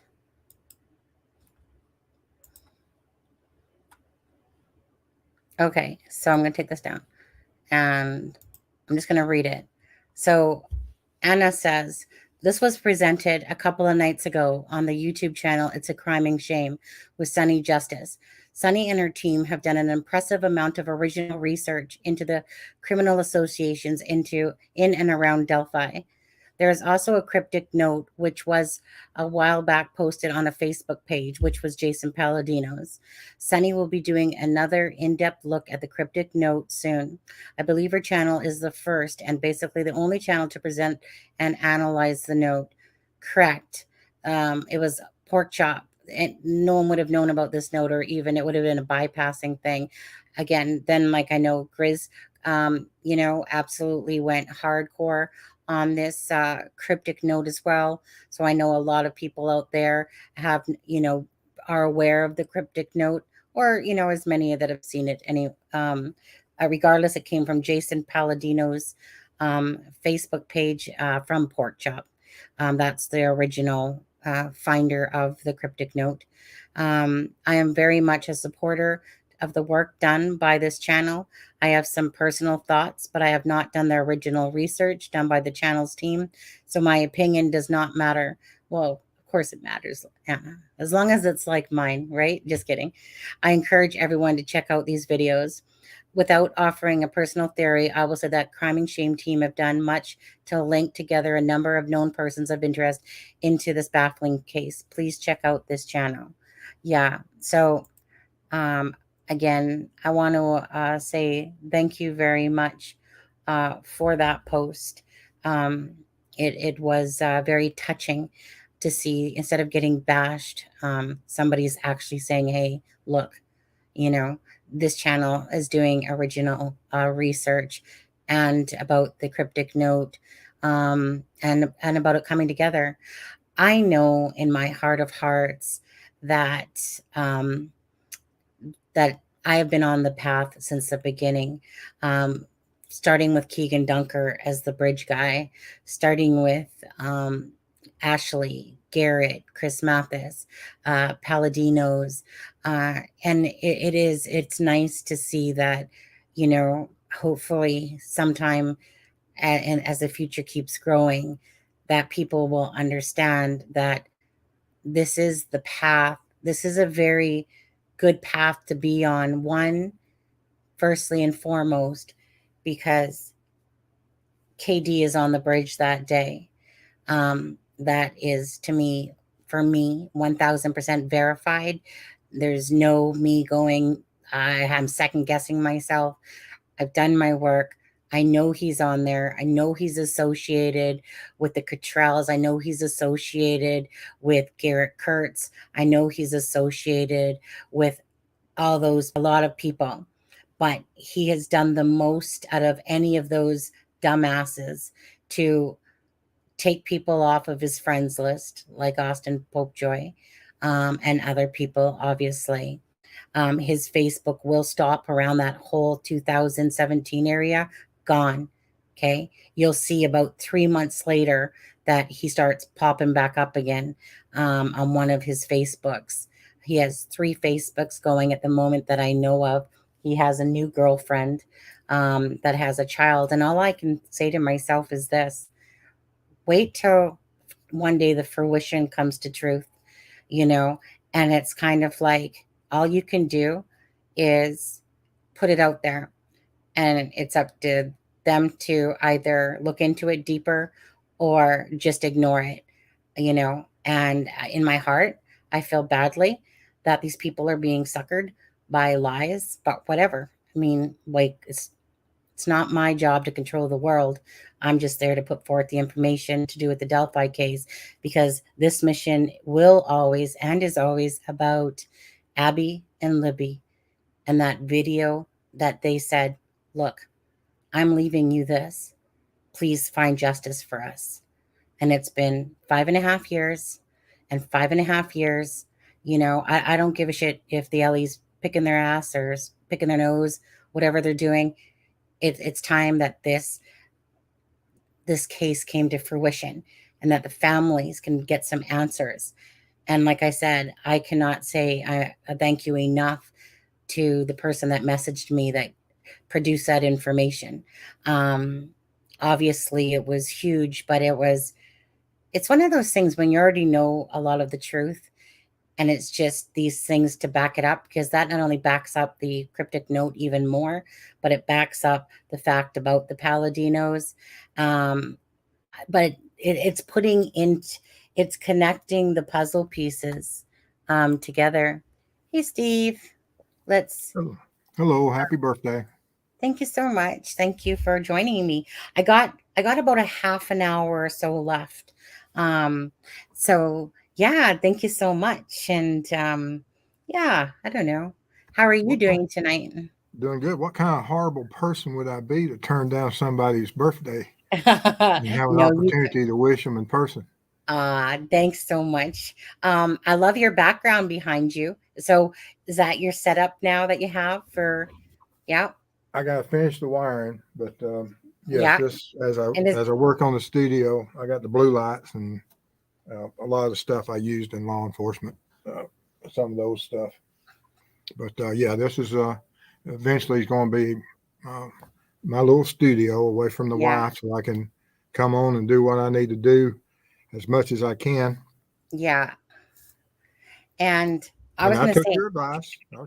I'll listen to you. Which part? Well, everything. I mean, Yeah. you've been so helpful to me, and you've been a mentor, and I appreciate that, because I know nothing about this. My law enforcement career did not prepare me for the internet. Yeah, I get it. You know that it's, oops, let me try that again. Ignore that link that I just put there. Copy. I'm just putting your link up in chat. Steve is at 842 subscribers. The goal is to at least get him to 1,000 subscribers. So if anyone is watching this video, Steve, can you just remind people about yourself and what you've done in the LE career? Well, I just, I chose a life path. I'm a second generation law enforcement officer. My father was started in the 60s, and he retired about 1980, I believe. And then I started in law enforcement in 85 and retired in 05, and started in the jail and had a pretty good career, done a little bit of everything from the jail to getting certified as a crime scene tech and working all kind of cases from simple thefts to homicides, and tried to do as much as I could for during that period. And after I retired and found out that there's this thing called the internet out there, I've decided to use some of the skills I learned and tried to be an ambassador for law enforcement. Yeah, absolutely. And again, I know that there's a lot of people, especially as your channel grows, that again, like myself and the team, that just appreciate your knowledge from that side of it. Well, I mean, it's I got to see things that that I got to see a few good things, but mostly you're in law enforcement. You're dealing with people at their lowest points in their life when you're dealing with the victims. Yeah. But you have some good moments. I delivered the baby on the side of the road one time, so that was a good moment. Yeah. I remember you talking about that. Exactly. Again, to me, these like personalities like teachers, vets, nurses, doctor, like just very caring personalities.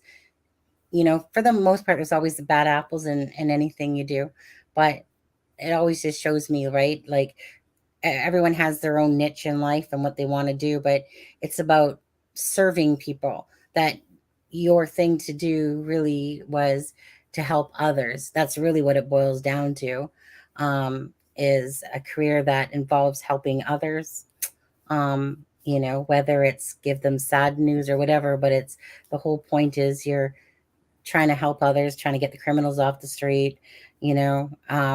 I, for one, like, it's like, okay, like I just, the thing with me is that I'm such a deep empath, and I hurt so badly that I would just attach myself too badly to people, right? Like, meaning I could never imagine being at a crime scene and have to literally look at someone lying there that's been shot or killed or murdered or whatever, and then have to, like, meaning I couldn't do that without grieving myself horribly. because instantly I will start thinking about the parents, the family, everybody that is now their life is turned upside down, especially when it comes to children. You know, And most certainly there's some people that just can't, they try and they're good people and they try, but I've seen officers just uh, get a certain location and just have to turn around and walk out.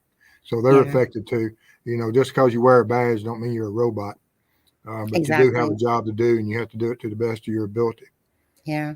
I You know? think, don't you think though that people put on, it's kind of like kids put on this exceptional expectation on their parents, that I feel like people put unrealistic expectations on LE sometimes. Do you Well, think?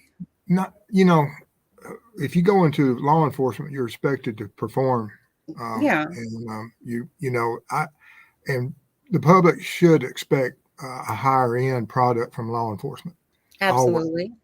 And when law enforcement fails, then they should be held to a higher standard because Mhm. we're the last line of what stands between anarchy and just the criminal world and Correct. taking over good people's lives. And thank God there's enough good men and women in the law enforcement that's willing to stand that line. Yeah. And although at certain times there's failures, uh, and most recently Uvalde, that was a failure on law enforcement. I, I'm Right. speechless when it comes to that topic. Yeah. Yeah. It just angers me so much that you know Yeah. a year ago you couldn't have told me that 19 officers would have stood by and let such a tragedy occur. Yeah. Absolutely. That one to me too just is unbelievable how that all played out. Um, and that, Well, it's got some to do with the training of law enforcement, and I've been there. I've stood on them walls, and I've made those entries through that doorway, and they call that the funnel of death or uh, the fatal funnel. And it's hard to put yourself going through that door, but you have to do it. That's what you're paid to do, yeah. because there's bad people on the other side of that door, and you have to go get them sometimes. But at the end of the day, still, nobody's perfect. And like you said, we were put on that there are certain positions, like being a judge, Fouts, for instance. You're put on this position in this position where you're supposed to be looked up to.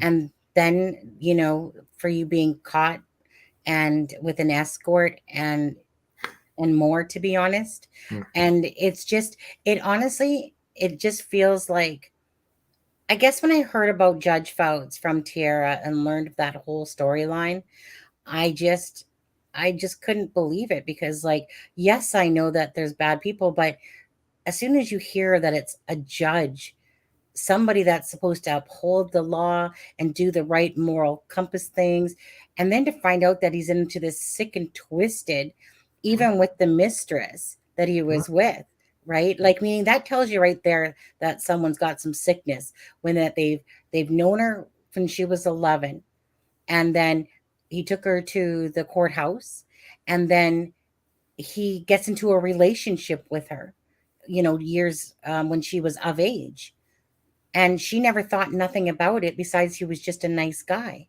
Yeah. She just remembers thinking he was just a nice guy, and that's the point. Yeah. She didn't realize she was being really played for, that she was going to wind up being a victim of him, because she just thought he was a nice old guy. And then she got into a relationship, and then it started getting really twisted, and then she was like, no, no, this is going too far now. This is creepy now. Mm-hmm. People that serve, sometimes they think that they have an entitlement and they just push the envelope. I work with Yes. men, they throw away 20, 30-year careers, and I've seen them go to federal prison just because they thought they were entitled for what they had done. You're not entitled to nothing. You do your job, you're paid to do it. The only thing you're entitled to do is get a check every week, or in my case, paid every 2 weeks. But I knew what the conditions were. Yeah, exactly. You're paid a job, that you're paid to do it. You chose to go on that career path and whatever. You're not in. My thing is this: I've ever since I was in my 20s, that you're not any better than I am. I'm not any better than you are. I don't care if you're the president or a sewer digger, whichever. We're all the same. We're all people. And again, it doesn't matter what position you're in. We're all supposed to have certain morals and standards that are kind of like the basis of what society is, you know what I mean, kind of set to be like. And I know some people now will be like, well, what does normal mean? What does this mean? Well, morals just means, definitely that there's certain lines that you don't cross. You try to live as good of a life as you can and helping others along the way. Right. And it's about being unselfish instead of selfish. It's about trying to help people instead of hurting people. Those are people with decent morals. In a sense, that's kind of like your standard basics of trying to be a good human being, Of you know course. like, I mean, honestly, whenever I come across egotistical personalities, I will always try to bring them back onto the ground, because they are so far up their own butts sometimes that I just literally want to like ground them back to earth and be like, like when they come out with that attitude and you can just see it, and I'm just thinking like your karma is going to come to you one day when you keep talking to people like this or treating people like this. Yeah, Steve's awesome. Thank you, Dr. Dave. Or doctor says DGR Dave. I'm calling him doctor. Maybe you are a doctor. Things are backwards, upside down, but good people are getting fed up. That's pretty much here. Yeah. So can I ask you, what did you think of that note? I told you where it came from, right? Um, off of Facebook, I know that, and it was on a certain whatever I don't know I'm that pretty much about sure. Facebook, the timeline and all the pictures. Yeah, but so with the message of Sheena Cottrell, that she said she was there, and that CJ Palladino killed those girls, and then Mhm. like I Of said, me, it has almost like what some of the gang tagging groups would have. That it's almost yeah, within a group of people that share information, and it's almost yeah, what you see on a street corner on the side of the building, as or on the side of a railroad car, of people writing. Just some people are extremely artistic, yeah. and they pass their thoughts along through their artistic abilities. And is this sheet of paper that? I most certainly. Well, for that part, um, the message in itself about fessing up to the murders, that she was there, and when CJ, that Sheena Dillon said she was there when CJ Palladino killed those girls. And I said, well, um, Garrett's implicated Jason Palladino. And he's like, yeah, she said all of them, up all the way to Mark and Jason and CJ. That particular one was, because it sounds like you were talking about the cryptic note. Yeah, that's one I was talking about. I was talking about the cryptic note. Oh, I was talking about the one where I said huge update, and it was based around that particular message. Okay. Uh, So my thoughts um, are, on that, absolutely. That's I most certainly would love to get some of the timing of some of those uh, uh, postings that were made during that first 2 weeks after the murders in Delphi with Libby and Abby. yeah, Some of those postings could be um, have some critical meanings. right. Like on CJ's. And this is where it's unfortunate. You know me, I've said this loud and clear. I'll stalk your Facebook profiles. I'll do whatever it takes, or whatever social media is available to me. However, I can find out that information is what I'm looking for, because I'm looking to attach the people that are all part of this. And the Facebooks and your friends will tell the story. Unfortunately, in 2017, most people, usually besides the narcissistic ones, most people have gotten rid of that information. So a lot of the information in that time frame you will not find. Ashley Garth deleted her Facebook. Okay, the only thing Ashley Garth has is that I have seen is an Instagram. Garrett Kurtz has some information but I believe his around that area is missing too. Keegan Dunker's is missing, just like Palladino there. You see, so Palladino is so full of himself. CJ Palladino, you can tell. It's almost like he thinks that he's invincible as he's putting up his posts. You need to do a survey. Yeah. Of everybody and ask them during the time period of the February 13th and the 2 weeks after, how many people that watch this channel deleted their Facebook postings. Right.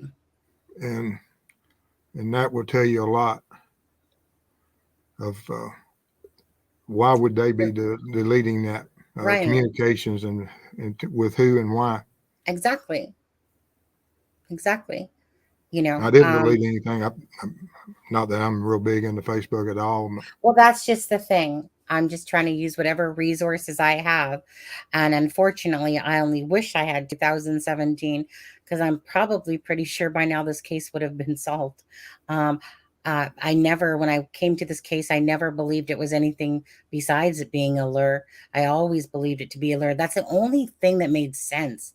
Like there was nothing else that I could determine, even though it was said, and they might have done this on purpose, because they said that it wasn't a lure.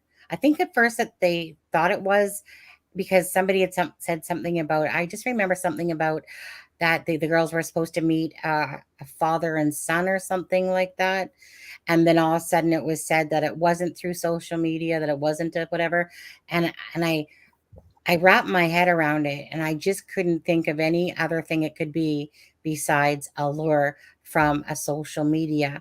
That's the only thing that ever made sense. So when it came out with Keegan Kline, I was like, well, no shocker there to me. But so many people now were saying, no, they said it's not a lure. But they could have purposely done that just because they didn't want, how they can kind of like mislead you on certain things. Do you think that because they knew who Keegan Dunker was back, a week, 2 weeks after the girls' murders, within that week or whatever? Like I said, y'all have an advantage on me. Y'all know so many ins and outs of everybody's movements back then. Y'all been studying it a lot longer than I. But most certainly, criminals across the board all have ploys of how they can get their victims in an unsuspecting state of mind. Is it, like burglars will go up looking for a puppy and knock on a door. That if the door is answered, they say, hey, I'm looking for my dog, or I'm looking for my kid brother or sister. Same for rapists, that they'll have a ploy for being in the area and luring people, and psychopaths that want to, if there is an individual out there that was trying to protect some type of his deeper fantasy life, such as the Anthony shots, most certainly could have hired someone, or there's so many different types of reasoning and of why these girls could have been murdered, and we don't know which one it is right now. Well, I was going to say, and I think this is just where this becomes you being newer to the case and me being in it for a couple of years and other people being in it for a lot longer. I think it's one of those things that as you look deeper into it, you'll narrow some of those things down because of the information out there, type of idea. At least, well, I don't know. I don't know how to keep saying this though. You notice I gave someone shit the other day because they were like, didn't you listen to Steve when he said first generation only? And I'm just like, but the way that they said it was so, like, you could just tell it was ignorant. And I was like, you know what? I don't give a shit if it's first generation, second generation, third. That's what ISP gave us. But it was almost like someone scolding me, like, didn't you listen to what Steve said? And well, I don't run the internet, and I don't run your channel. And so, and that's just my opinion. I don't know, is that first generation or not? I don't know.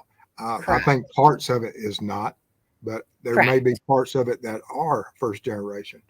But I think parts of it have been altered or digitally edited. Well, it's definitely been altered to show us what we only need to see, for sure. You can tell that it's been like meant to that way. At the end of the day, like I said, at the end of the day, regardless, it's what ISP put out there for all of us to look at. It was their information to say, hey, this is what we're giving you. Does anyone know who this is?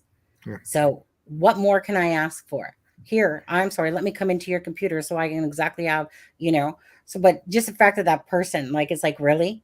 Yeah. Like I said, it was just the fact that that person was just And like, are you dumb? no, Don't I you didn't think see you this? say that. And, Oh, I most certainly, I appreciate that someone values my opinion that much, but, it it's still just doesn't mean that, exactly. that It's I'm an the all opinion. knowing, because I've been wronged in the past. Well, I've made it's an mistakes. opinion, like anybody's. Yeah. And that's all it was. So Yeah. it's kind of like someone basically, like I said, telling me, and I'm like, dude, I don't really care. I don't No. care. All I No. know is whatever generation it is, it's what ISP gave to us. Yeah. That's it. And- That's all I can use. I can't use Yeah. anything else besides the information that they gave to us. And they gave us and if we look at the sketch, the second sketch, we could almost say it's a digitally edited first. It's a second generation sketch. Yeah. I mean, Right. it's just so confusing. So on so many levels, what LE has done with this case. And, Yeah. I know they have a strategy, but. Oh, I'm sure there's one in there. Yeah. I'm sure there's Judge Richard. He is deceased. He did the right thing. Sorry, I'm just reading that one. Jenny, you talk. Trying to think of which judge that one was. Is that the one that was killed underneath of his vehicle, or died underneath of his vehicle? I hadn't heard about him dying. I don't know who he is. Yeah, that was a fishy death right there. That judge that died.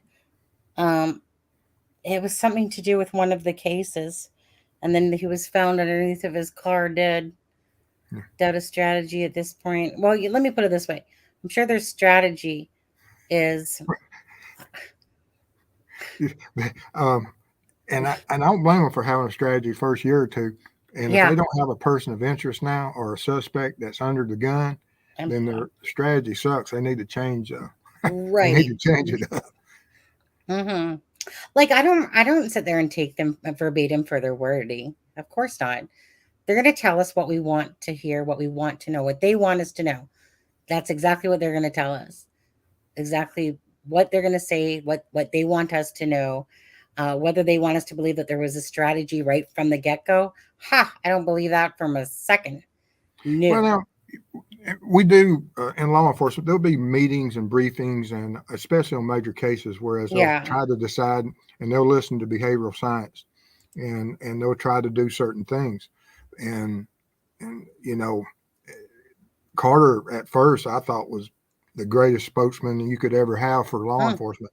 But since then, I guess I'm getting older and easier to get confused, but he's most certainly in these 4 months I've been on this case looking at this case, he's confused me several times.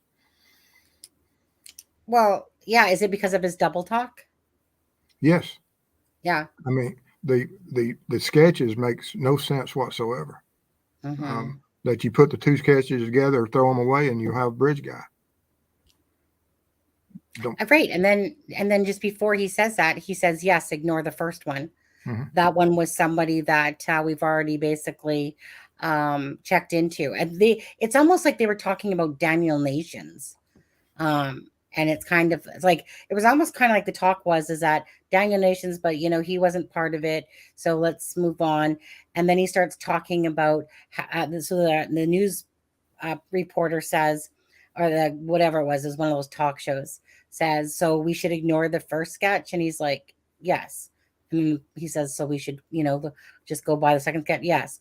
And then in that same breath, a few minutes later, he says, well, a picture is not a picture. If you put them together, well, great. Then give us that composite of the person then of that picture. Like, don't just talk about it. Just meaning Like you literally just confused a lot of people. And this is why so many people, honestly, they hear something, then next thing you know, like that becomes their holier than thou art Bible, even though he double talked that whole conversation. And he just in that one conversation, he literally went from toss it aside to just look at the second one to, oh no, let me rephrase, let me go, oh, if you mix them together, you probably, just in that one little portion of the show. And Yeah. you're just kind of like, wait, what? That's why The I didn't pay attention to this case at first. the Just because scary of part is that. if they did at the first part try to create a sketch that looked like a suspect, you can't ever go and try to create a sketch that fits the narrative. That's a Mhm. danger. And is that what I mean? That's actually possibility of what they tried to do, which is terrible if that is the case, because I think they said that this younger version was made within just a few days of the murders, Correct. the younger sketch. I believe it was made, Steve, by the girl that I think that Julia Melvin was talking about, the friend that said that Libby was talking to a 19-year-old, I Yes, believe is the person that provided what that supposed 19-year-old looked 16, I think she like. was. Wasn't she? Well, Didn't she no, call it in? no, but okay, no, but I get when I'm referring to 19, I'm talking about the age of the person that Libby was talking to Oh, was said to be 19 years old. okay, okay, She was probably 16. But referring to the person Libby was talking to was 19, okay. from Snapchat or Oh whatever. yeah. And that would make sense to me considering, again, my POI was 19 at the time, but Mhm. that's where that first one um, had come from. Was that's what, but it was just when you looked at the video, the second sketch that they made up made more sense to what you were seeing. And then I don't know, at some point they went, oh, wait, that's actually not right. It's actually a younger person. Yeah, So yeah. whether They that, went from 18 to 40 or something like that. you know, yeah, well, right. And on one of their other sites that, or one of their other releases, they're, like they're kind of like going to the ISP and you see the thing, one was from 18 to 30 that they did as well. Yeah, Like, so meaning, again, there's the confusion again. One of their things says 18 to 30 and the other one says 18 to 40. So it's just like, come on, guys, get your shit together. Like, you guys are the ones that are causing the mass confusion here. yeah, Because again, people are just feeding off of it. And if somebody hasn't dug and done their business themselves, they'll just keep thinking 18 to 40 when really there's another one out there saying 18 to 30. And then they come out with that sketch, right? Between 1 and 100. And then they come out with that sketch. And like I said, and I can only imagine what the family is thinking at this point when they yeah, unveil that sketch, yeah, because they were only told just preview yeah, right before the press conference. yeah. So imagine going from this 45 to 55-year-old and then go, voila, here's a 20-year-old, you know, Yeah. like I would be pissed. Oh yeah. Well, the community was when they were interviewed. Now I saw where Dave said he thought this case is going cold. If you go by No. the NIJ and the cold case manual that the FBI and Department of Hmm. Justice goes by, they have a 3-year definition. They say that different departments can call a case whatever, that there's not a universal definition. But I use the manual as the universal definition that the working group came up with, that 3 years, regardless if you're getting information on it, but if you haven't solved it in 3 years and that tips could still solve it, it's still a cold case. And Yeah. and so and there's a lot of argument. I've got some heat over that where people say, well, you're not working the case, you can't declare it cold. I'm not. I'm going by what the FBI goes by. If the Yeah. FBI says that their manual says that 3 years it's a cold case, that's good enough for me. Yeah. Um, and Well, yeah, that seems like, I mean, honestly, like that seems like fair enough answer, to be honest. Yeah. And like I said, there's some departments that won't ever admit that a case is cold. It may be 5, 6, but now all of them, and in that same manual, it states that, 5 years is the limit on it, that, after 5 years, that's some of the higher ends of it. But like I said, some people argue that no, there's people assigned working the case. That may be the case, but I'm sure that they have other duties also. What's this one? Sharon Parker's office, 7 officers shot over a domestic call. Yeah. When was this? Yeah, that was up in Kentucky, and I had a friend up there. When I first heard of it, my heart dropped, but he's all right. But he wasn't at that scene. He works a different county. So, okay. So was this recent? Yes, I think it's with timeline now, it's a day or two ago.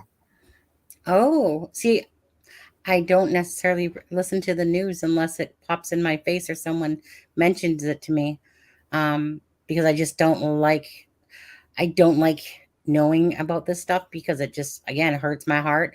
So, okay, so it just happened on the 30th. Belinda's saying, okay. And so give me the rundown here. So what happened here on this case?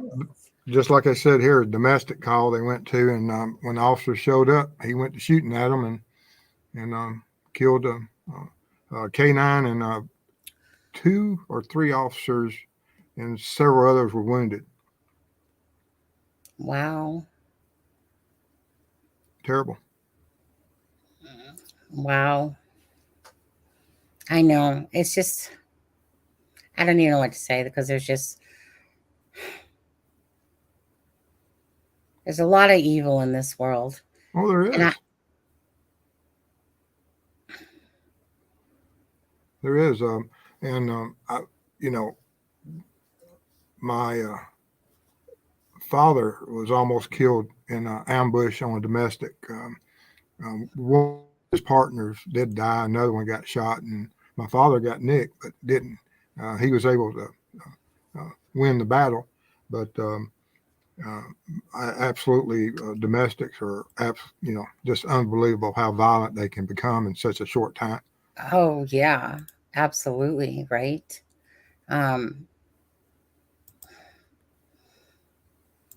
That's just so sad. Oh, I see Dave said you couldn't pay me enough to go to domestic. I was training an officer one time, and we were going to a domestic. There was supposed to be like 11 family members fighting with knives. And we got to the call, and we handled it and took some people to jail. And this was like this officer's 3rd day on the road. And after we got everybody to jail, and he told me, he said, you can just drive me back around the other side. He says, I'm not ready for this. And he went back to his prior duties. He didn't want any more to do with the road. Yeah. But a few years later, he did come back out on the road and was a great officer. But he just at that time didn't have, he didn't think he had the maturity and the what it took to be able to handle certain calls. But eventually he did. He turned out to be a great officer. Wow. And so, I'm sorry. He's still alive? This guy you're speaking of? Yeah. But I mean, I was his training officer, and he just told me, he said he wasn't prepared to be facing that type of violence, being outnumbered, in those circumstances. Yeah. And some people, it takes a while for them to mature out and figure out just how much at risk they're willing to put themselves. Yeah. Well, all respect to Ellie. Absolutely. Like I said, I really hate it though. Like when people, I don't know. I've seen so many people trash Ellie, and that's why I get that impression. Like everyone makes mistakes. Nobody's perfect. But it's like I get that fact that they're, like there's a higher, a higher level, when you're dealing with, obviously, your roles and jobs and stuff like that. But I just hate the fact that people bitch and bitch and bitch about Ellie, especially like even in this case. Mhm. And then, well, who are they going to want? Who are they going to want to have if something happens in their life that goes Yeah. wrong? They're going to be calling Ellie, you know? And they do. And then just as soon as it doesn't go the way they think it is, it's Yeah. hard. And I've been there. I got complaints. I got sued. I've been sued plenty of times. So yeah, so what were you sued for? Let's just say. People put their hands on me. Yeah, yeah. And they didn't like the rules. Right. They, if you put your hands on an officer and you try to do harm, be prepared for extreme violence. And then they think, we have to use force that can stop us from being harmed or hurt. And I had no problem hitting a man just as hard as I could hit a man. And sometimes then they file the civil lawsuits, and the FBI comes and investigates you. And but that happens. That's just part of the job. Yeah. Is there any times where it was like, where you felt like you were being treated like unfairly? No. I had a great boss. No. Nice. I knew, I came home, my uniforms I had to throw away in my career 2 or 3 times. I had to throw away everything I wore due to a close quarter battle. And you get stuff tore up, you get bloody. But it's just part of the job. I mean, I've seen my father come home in the 60s, same way. His uniform just, absolutely bloody and ripped up. The organization department I started with, we covered 500 something square miles, and they'd just be myself and one other officer. And then we had a supervisor, and we worked north and south of the county. And so, we didn't have about, at that time, probably 80 to 90,000 people, but still it's a vast area. Yeah. Joey says, credit where credit is due. My grandpa was NYPD Blue. Yeah. Mm-hmm. I just think as a whole, I dare not touch this question to you, but I'm going to. Sure. But so, okay, and you guys in chat there, take it easy. But I want to ask you your opinion on this. Our gun control laws in here in Canada are, I'll say that they're like amazingly stiff in order to be able to have a gun. And you guys over there have a whole different gun law system. And I don't know. Do you think that your gun laws over there are fair? In a sense that, this is my point with guns. If you have, whether it's guns or knives on a table, and you have all these guns available, the chances are you're going to have more killings because what is my husband doing? Keep hearing, oh, it must be the tap. But what I'm saying is, when you know what I mean?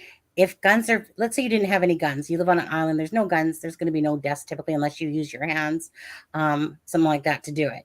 But when you have guns, and if somebody has the gun in their home and it's there, and somebody say comes on their property, and then next thing you know, perhaps a shooting happens. Now, so imagine the millions and millions of people that have guns in their homes as a protection, right? Because it's to do with your, is it First Amendment, I believe? Second Amendment? Okay. Yeah. So don't you think that with the ability of more guns out there, that of course more violence is going to happen, because the more weapons there are regardless out there, doesn't matter if the good people have them, bad people have them, because even if the bad people have them, the good people have them, and the bad people steal them from somebody's home, just meaning, you know what I'm asking, right? Yes. Yeah. Okay. So my question to you is this: do you think that you should have stricter gun laws? No. Than what you do? No. Okay. And then for this reason. Then, yeah. Thank you. Okay. I've been to houses where the only thing that stood between death for the entire family is that when the criminals came in, that they were able to defend themselves, because you can't police. We're not everywhere at all the time. So sometimes you just have to survive on your own for 10 or 15, 20 minutes. And is it worth a whole family dying at the hands of some evil presence? And I don't fear, I've never in my life feared an honest, good, tax-paying citizen with a gun. Criminals, they have them. And of course, the United States, we're well known for probably the highest population that owns gun ownership in the world. There's, more guns per person owned lawfully than, but there's criminals that have it. But no one should, being attacked by a brick or a knife and you have no way to defend yourself or your kids, that until law enforcement gets there, I'll take that risk forever. And, I was raised around guns my whole life, and I'm for the Second Amendment, and I believe that people should have the right to defend themselves and their kids. And the only way they can do that against 2 or 3 assailants, or just one assailant who is more powerful, is through a firearm. And I don't want to ever put anyone at the mercy of a criminal. And there, thank you, because I just was curious what your thoughts were. I'm confused by this one. Donald Spain says the problem is Canada's crime rate is super high. You have 35 million people. U.S. has 37 million people. 370. I just don't understand. The only thing I don't understand is that our crime rate is super high. I don't think I would agree with that at all.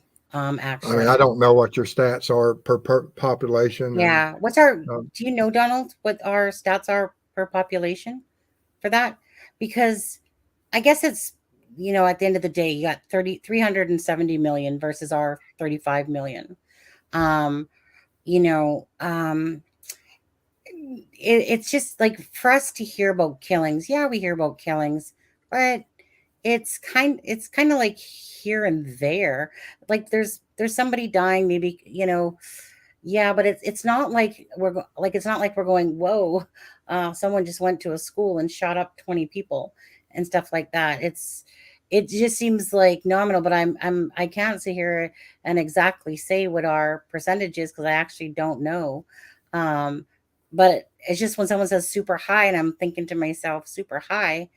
Well, it's not like we consistently hear about all these shootings and murders and that Can I ask you a question? Yeah. Sonny? Yeah. If your family is being assaulted and your children are about to die, what would you like to have at your hand to protect them? If you only had one choice in 1 minute to pick up something to defend yourself, would you do it?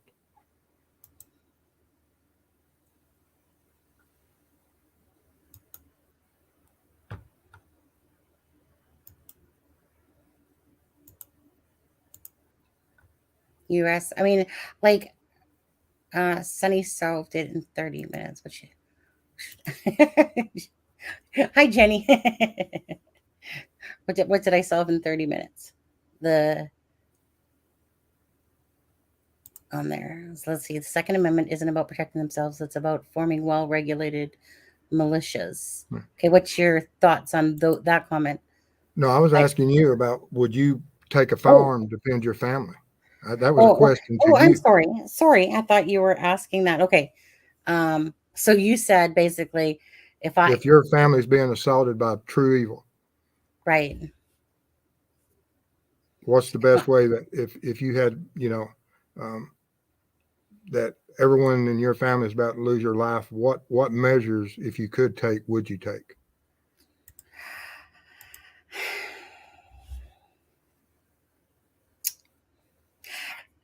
And some people are willing to die rather than carry a gun, but that's the choice that people have to make, because you never know.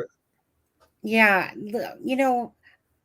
so I will. So I believe that when you add more to the pot, you're more likelier to have more murders, more crime, Yes. then for sure. Okay. I am not a fan of guns, Mhm. but I'm not here to preach to I understand. anybody or their countries what they should and shouldn't do. Mhm. It's just like I was born in Canada. I only know our laws Yeah. here, but obviously I know your laws there are quite Yeah. different. We are very, very strict here.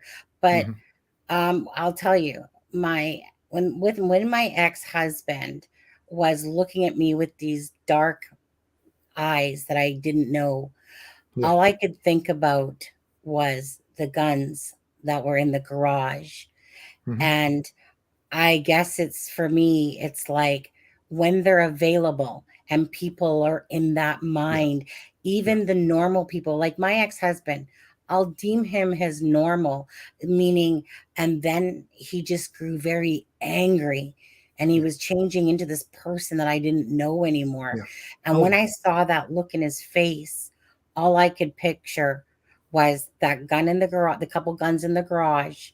And I've been next door to where a guy took out his wife and his children oh, and stuff like that overnight. And so guns have always scared me for the sake of the point is that let's just say that my ex-husband, hypothetically speaking, it didn't happen obviously, but the fact that there was even guns yeah. around us made me frightened. Yeah. All of a sudden, after that look in his face, I thought, oh my God, if he's this angry and I don't even know who he is as a person anymore, this is where other abuse have Yeah. gone to get their gun, Yeah. shot their wife and stuff Yeah. like that. And that's why I always feel like when you add guns to Yeah. anything, I mean, guns being the most catastrophic, than knives and stuff like that. But it's like, it's when those things happen that someone is fine. Next thing you know, they're on this Yeah. rampage, and Yeah. then they pull out a gun, and maybe they were a good person, Yeah. and then Yeah. they just went through some hell in Yeah. their life. Those are all I'm talking about is when you have more available at your disposal, and you maybe didn't mean to create that crime, but you Oh, were yeah. so Yeah. Yeah. crazy. People have mental breaks, I and you're right. I mean, I can't tell you that your opinion's wrong because opinions can't be wrong, nice, and nice. that most certainly is your right to whatever, and and but I uh, I don't know what the final answer will be um, here in the You know, States. yeah. I mean, like I said, I was like just knowing how I kind of have felt because I don't live there. We didn't grow up with the fact that you can just go get a gun and have it underneath your pillow, and you can have these signs that say trespassing and you'll be shot. It was trespassing, my dog will bite you, Well, type of yeah. thing. Well, there's So laws that there's only certain times you lawfully shoot people in self-defense, and you just people all the time they do um, uh, uh, overuse certain guns, and they become criminals, and they're criminals, and just because you have a gun doesn't mean that you can just point it at certain people and use it in a behavior that is reckless. And we have laws that uh, try to get reasonable people to understand and behave in a responsible manner. But yeah. you have nuts out there that don't need to be around guns. Do you think um do you think, Steve, though, that because of the internet now and because of young ones, young teens and young people being able to access um, guns, being able to access how to build bombs, how to do this, and don't you see a lot of copycat stuff going on with a lot of people now making it almost like a thing that you go to a school and shoot people up? Like it's almost become like a thing now. Like you almost like a, like you know what I mean? It's like once it started, then it's like somebody else has to better that person. And, like for all these people that have those loose brain cells, um, but because like the internet has contributed so much more to crime in so many ways, whether it's porn, whether it's the It's capability of using. good, honest people, it doesn't matter. It's the ones that have mental illness, and we're going to have to figure out how to filter through this and take care of that part of it. But the people, good, honest people, just don't go out and shoot a school up. There has to be some other contributing factor. If you're happy and you're well in control of your facilities, you're not going to do this. It's these people that are, that may be online that's being bullied, or they have some type, they're not in the right mental state, that most of these shooters are classified in having some type of mental illness. Yeah.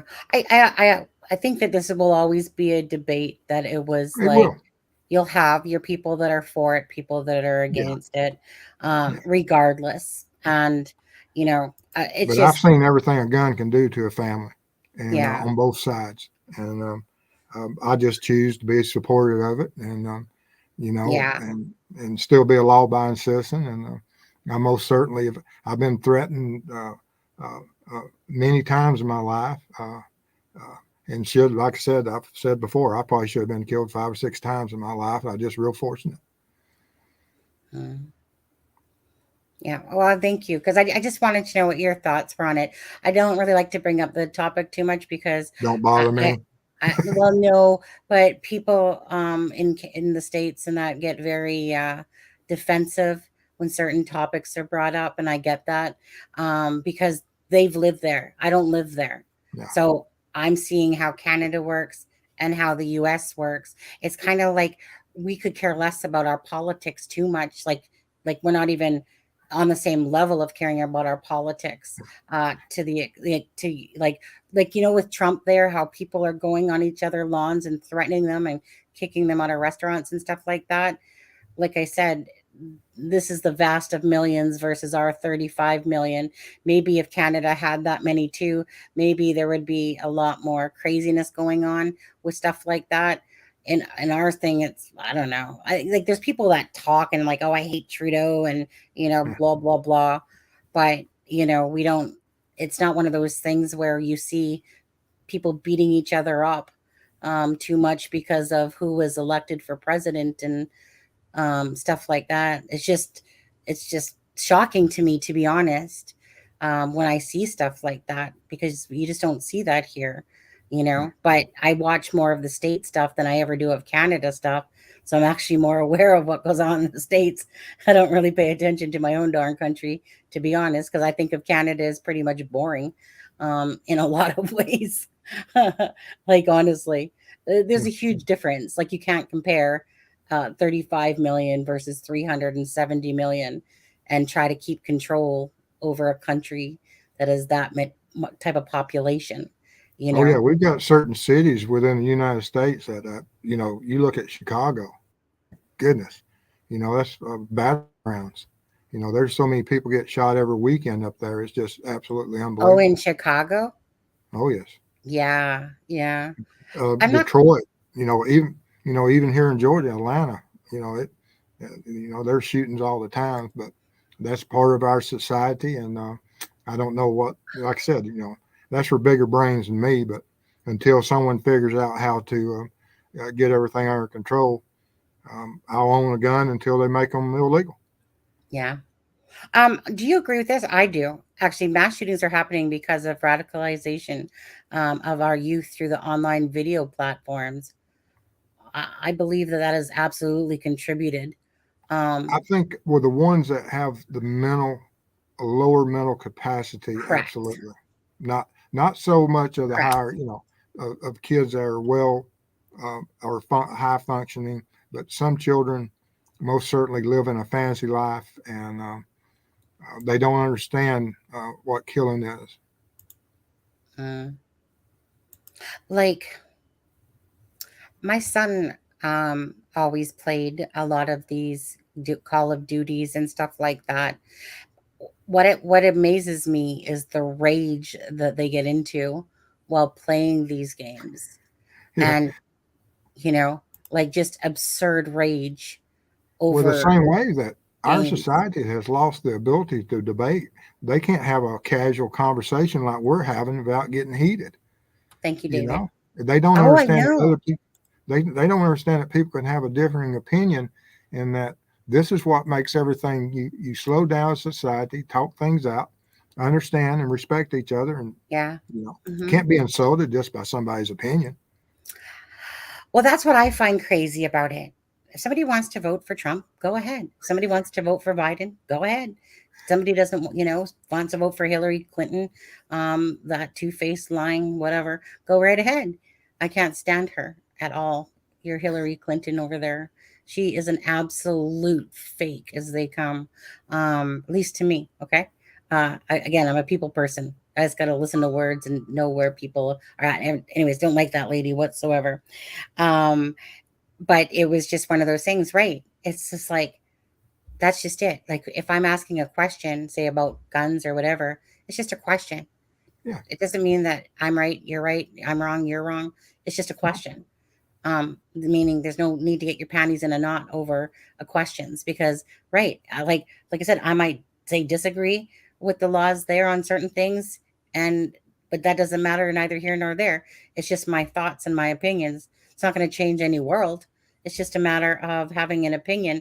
And correct, too many people get upset over things, instead of just saying, oh, well, I disagree or we'll agree to disagree. And that's always been fair enough to me. Right. So uh, again, it's just really about, like, if somebody says something ignorant to me, that's a different thing. If they're saying it and projecting it in a attitude tone, kind of like someone did, a couple people did the other night, good, see you later, have a good day, get out of my channel, right? I just don't got the time and day for that. It's not that I don't want to listen to their opinion, it's how they put it. It's how they spoke, as if talking to me like I'm some sort of freaking idiot. Well, here, take your idiot ass out of the channel, Yeah. and Your channel, your rules, your house, your rules. I mean, everybody can do what they want that's to the do. bottom line. People go, "Oh, you're just doing this for subscribers." No, honestly, if you're a jerk off, I'm going to boot you from the channel because I'm not. It's not a.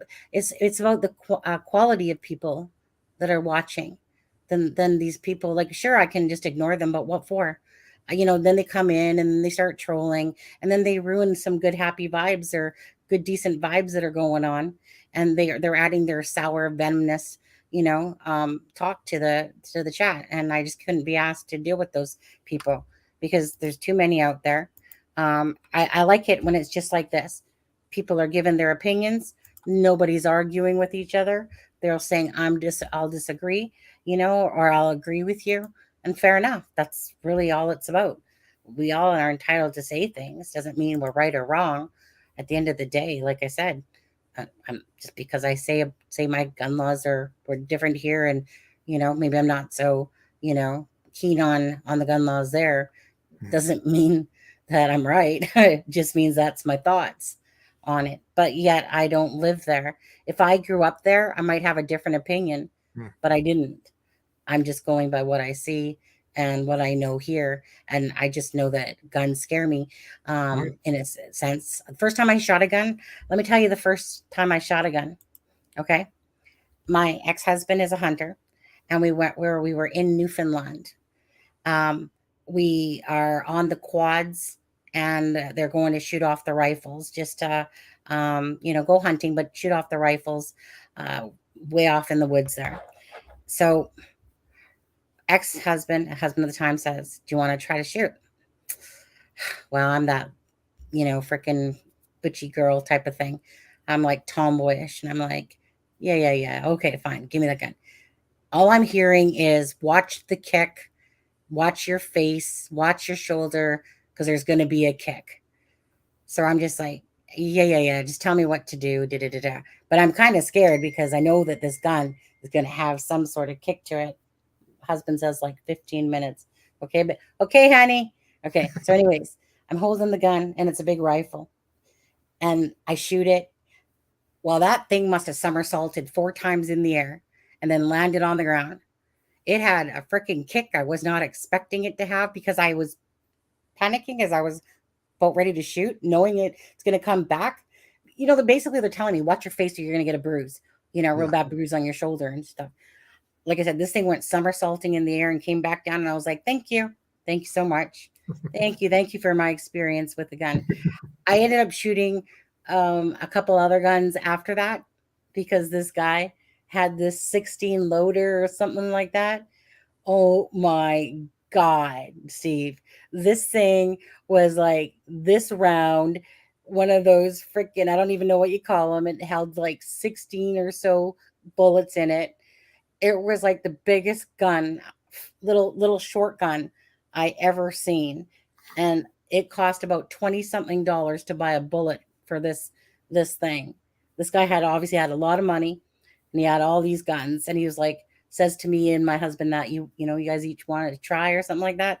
I don't know what gun to tell you that this thing was, but it was this short little fat thing that you would have seen back in the old days, but it was huge. Huge.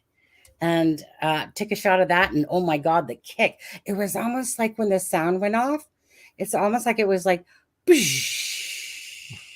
like slow-mo, like Matrix stuff going on. I'm gonna catch the devil because I've got a 12 gauge shotgun in my display right there. I got a 303 British World War II rifles in my display there. So I'll be catching the devil about that from some of the people. Nah. I think it's a cool little thing. And you're going to have what color of lights are you going to have there? Well, whenever I get my wiring for my blue light, I've got to decide how active I'm going to make my blue light during certain times. Yeah, that's going to be all cool when it's done. I like how Dave says in Canada, you might have to worry more about it being hit by a moose than shot by gun. This is actually true. This is more true than like, it's not even funny. It's true. You are more apt to hit a deer or a moose come out of the road and die that way than by a gun. Yeah. French Canadian. There you go. Let's see. Well, you know what? I know I only got 10 more minutes and I just want to hear whatever other thoughts that you got going on. I don't know, with anything. You can talk about what you're doing on your channel again and just getting a lot of great comments and being steered down certain avenues that we're going to start opening up different ways and different cases. And I'm working really hard. When I went into the Evansdale case, I've been building a database of crimes that have happened against children up there, the missing and murdered. And we're working really hard on that database right now. And we found some really good information. I've got to, at some point, go up there and meet with, if I can, some of the family from not only Evansdale, but also Delphi. And I want to do that in the next year, hopefully. Yeah. Okay. I'm not going to lie. There was a piece of what you said I missed. You said you found some really good information. Is that what you just said? Okay. To do with the Evansdale? No, of certain hot spots of that, the actuary tables of violence against children that's missing and murder in 3 hot spots is absolutely unbelievable. Oh, okay. Gotcha. Yeah. Yeah. I thought you said the word Sandy Hook, didn't you? Or I thought someone said Sandy Hook. That's why. You didn't say Sandy Hook? I mean, in my video I did last, let's see, I think I did Saturday. I brought up Sandy Hook when I was going on my rant about the shooting at Uvalde, Texas, that the failure of what law enforcement fell into act to protect those children. Yeah. Dave says, how long will it take if this case is cold for it to be re-examined? They should be re-examining it. You know, we'd go look at cases every 2 or 3 years that, because you have a lot of, there's a lot of unsolved cases within a state or within a jurisdictions that over the years that you may have, 10 or 15 murders over the last 20 something years, and you'll rotate through them and see is anything advances in science that says we can submit something now, or have some witnesses came forward, or some family members died, or, what are the newest rumors. So they constantly review, and, if a good tip comes in, they'll instantly open up a cold case. Yeah. Okay. So David says, can a knife kill dozens of people in a split second? So I think me and David have the same way of thinking about things. I can see this. Well, I guess if you're a ninja, I've seen people killed with knives, and it is an extremely violent death. And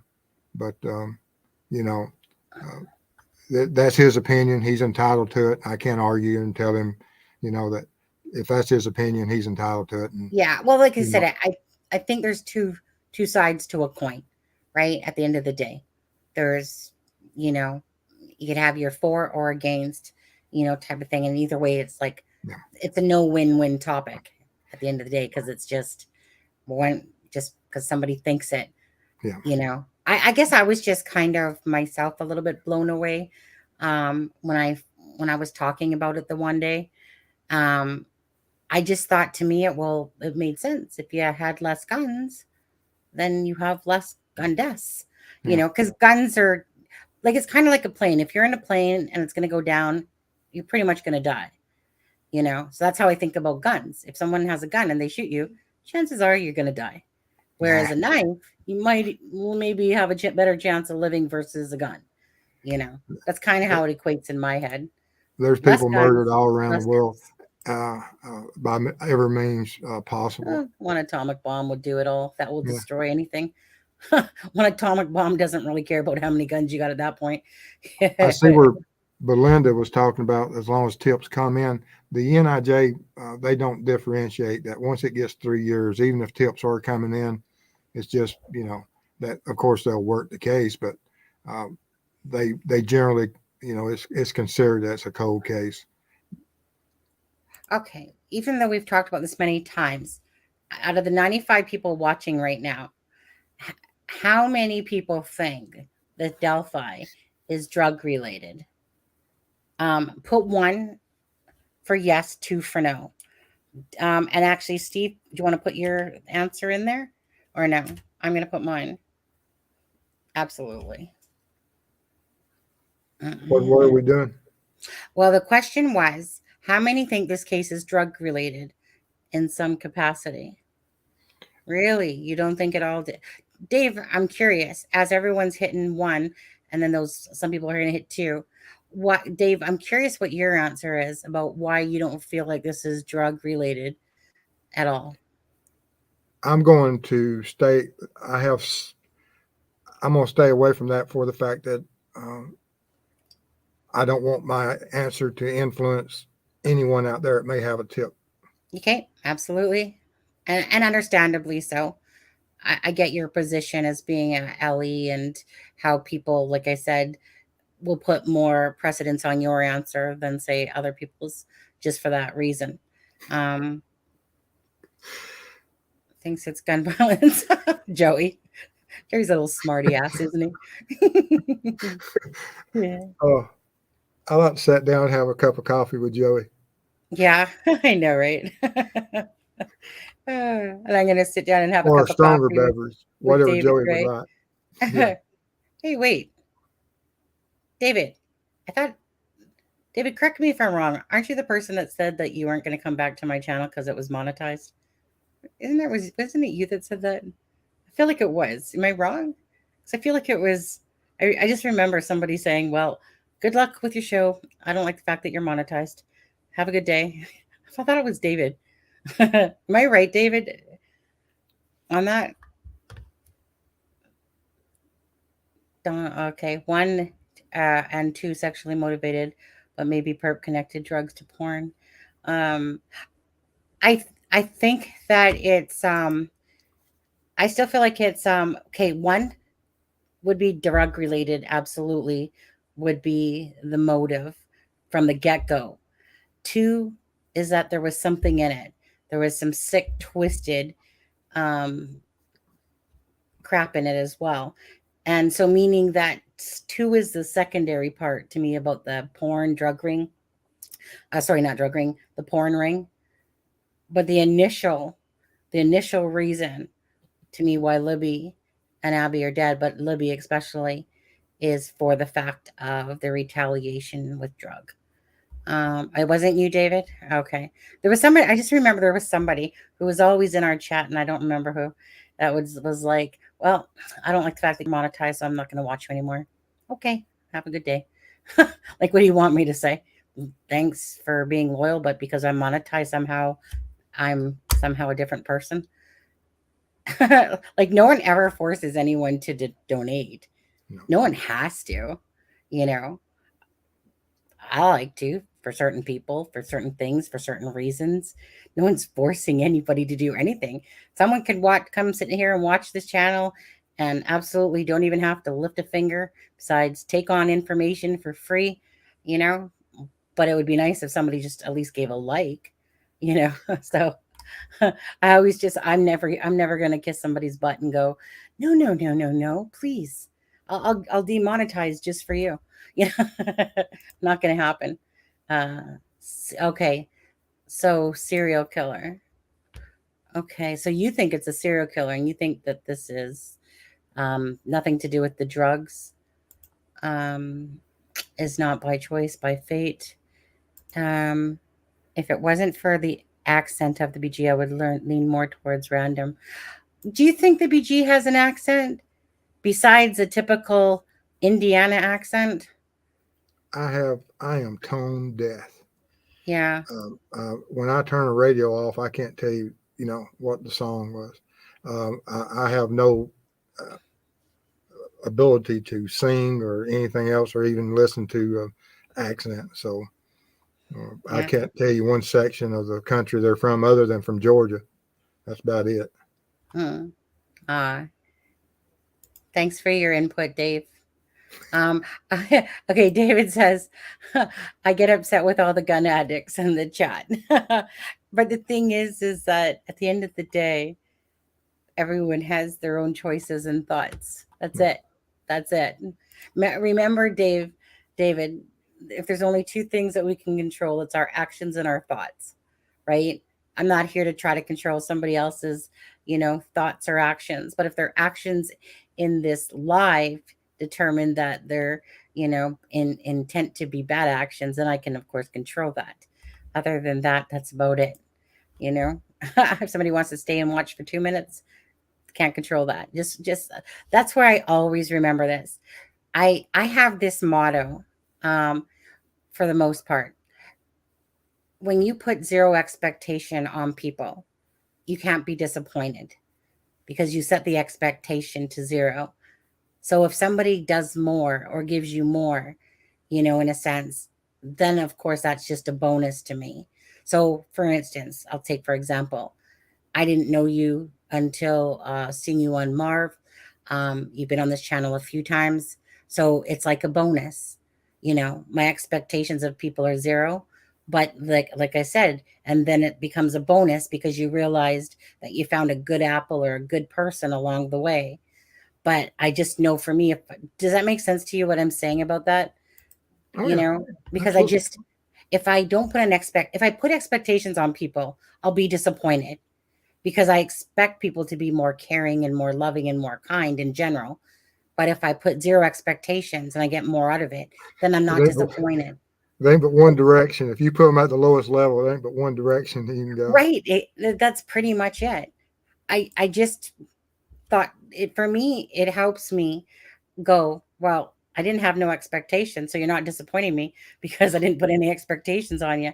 So if you do disappoint me, well, it's okay, because I had 0 expectations anyway. Okay, I need to get going in a couple of minutes. Okay. So what's your next live? And we're going to do Wednesday. I think we're going to do another coffee and clues this week. Okay. And then prepping and trying to get the database done for a show next week. And and just messing around. How about you? What's your next? I don't know. Most times, that's actually so Debbie and Adam. I'm just going to put your channel there. Debbie and Adam will be doing their next show, which will be on Tuesday, not Monday, because tomorrow being the holiday. So I'm not really sure. Thank you so much, Chaotic. Thank you guys again for all your well wishes. But so Deb and Adam will be doing it on Tuesday. I'm not going to lie. I'm a fly by the seats type of person. I might not know until that morning exactly what we're going to be talking about. Me and Adam are definitely not structured. Deb and Adam together, more structured. Deb like structured. She's like you, right? She's wants to have an order to what's going on and what you're going to talk about. You know, me, I just yeah. You know, usually what happens is this. Hey, you guys, what's our next live going to be about? Then usually I get the, I don't know. What do you want to talk about? You know, I always have things I can talk about. Don't get me wrong, but I don't have this laid out format. I just kind of go, okay, I'm going to talk about the BG today. Okay, I'm going to go open up the Google map and talk about the Google map. And then I just let the chat run where it may. Whatever course it wants to go on is kind of, and then I have ones that I more like plan. See, I used to just put out videos before, right? And didn't do the live so much. And I just used to put out videos to show people. Well, But then it works. I mean, you're growing. Thank you, Polly. Thank you, Kat. Well, I was going to say, the reason I like the lives and I don't do much videos anymore. Oh, can't leave yet. We got a super sticker here. Is because thanks, Kat. Thank you very much for that birthday super sticker. We appreciate it. Thank you so much, Kat. And to everyone else that is did donations, and I know we put all your names out there again. And Kat, thank you very much for catching us right at the end of this live here. Appreciate you guys all for coming in, of course, and for the birthday wishes. I wish my twin would have come on, but hey, it's not our cup of tea. It's not our cup of tea. But what was I saying, Steve? Something about we were talking about the lives. Oh, that's what I was saying. So the lives, I just really enjoy the lives of the people. Okay, if I'm going to talk to you, stop texting me, get on the phone, give me on video call. I'd rather talk to you that way. I'm just that person that likes to do that. If I want to talk to you, like quit texting me, just call me. You're wasting all this energy freaking typing and and I am too. Just hit the freaking call button, you know. So I like the interaction. I like people. I like the interaction with people. That's why I don't like avatars too much, you know, because I just like the fact of people seeing your face. So, like, let's say I'm talking and you're rolling your eyes. Well, somebody might catch that and they're going, "Oh, there's Sonny going again," you know. Oh, and now when you and Adam are together, I mean, I'm at a loss sometimes. I mean, it's like herding chickens and cats at the same time. It's just, I get as lost as last year's Easter egg at times, and it's just. Right. And it's really because with us, you can just say squirrel and we can just be like wherever off the map. Let me put it this way. I can do both. I'm more apt to have a plan when there's just two people in a sense, or I'm more structured. Or no, not really, but you know what I mean? The more people that are around, the more I'm like, ooh, all over the map. Okay, let me just, so when it's like this, I can be more here for you instead of when there's say me and Adam, which you might go, what the hell are they even going on about right now? And because I know, like, don't get me wrong, I know your structure, and it's kind of like, okay, so when am I going to get that message from Steve going? He's probably like stirring over in his grave, like you're not in your grave, but you know what I mean? In the Your sense show. going, I'm here. I'm just part of the, it's your show. I enjoy it. If you bring a smile to my face, that's all that matters. Well, I was going to say, you can have all that structure on your channel. And then over here, you come with the unexpected. just don't expect the expected, just expect the unexpected. Because it just becomes sometimes you're just goofing around, enjoying people, whereas I know that when you do your show, it's got a start, a middle, and an end, and you know what your layout is in your format. Yeah, okay, that's why you're going to come over here when you need to release from all that stuff. Yeah. I'm not the charming, witty guy I used to be. Yeah, you keep saying that. I know that you put yourself, what I call is putting yourself down a few times, saying, yeah, like what is it that you've said? Is it I'm not that witty guy that I used to be, That's in a it. sense? So are you saying that you used to be really witty and sarcastic or joking around, and what happened to it then? Extremely facetious. Yeah. and that gets lost in a lot of time in chat. People don't understand, and even at the barbershop sometimes. Yeah. But if you want to learn how to debate, go to a barbershop. Yeah. Well, I think, what did Adam say? Like, you know how when people have a more of a dry sense of humor, and your face, it's like you could be joking, but you don't really know because your face isn't really saying if you're joking or if you're even getting the humor or not.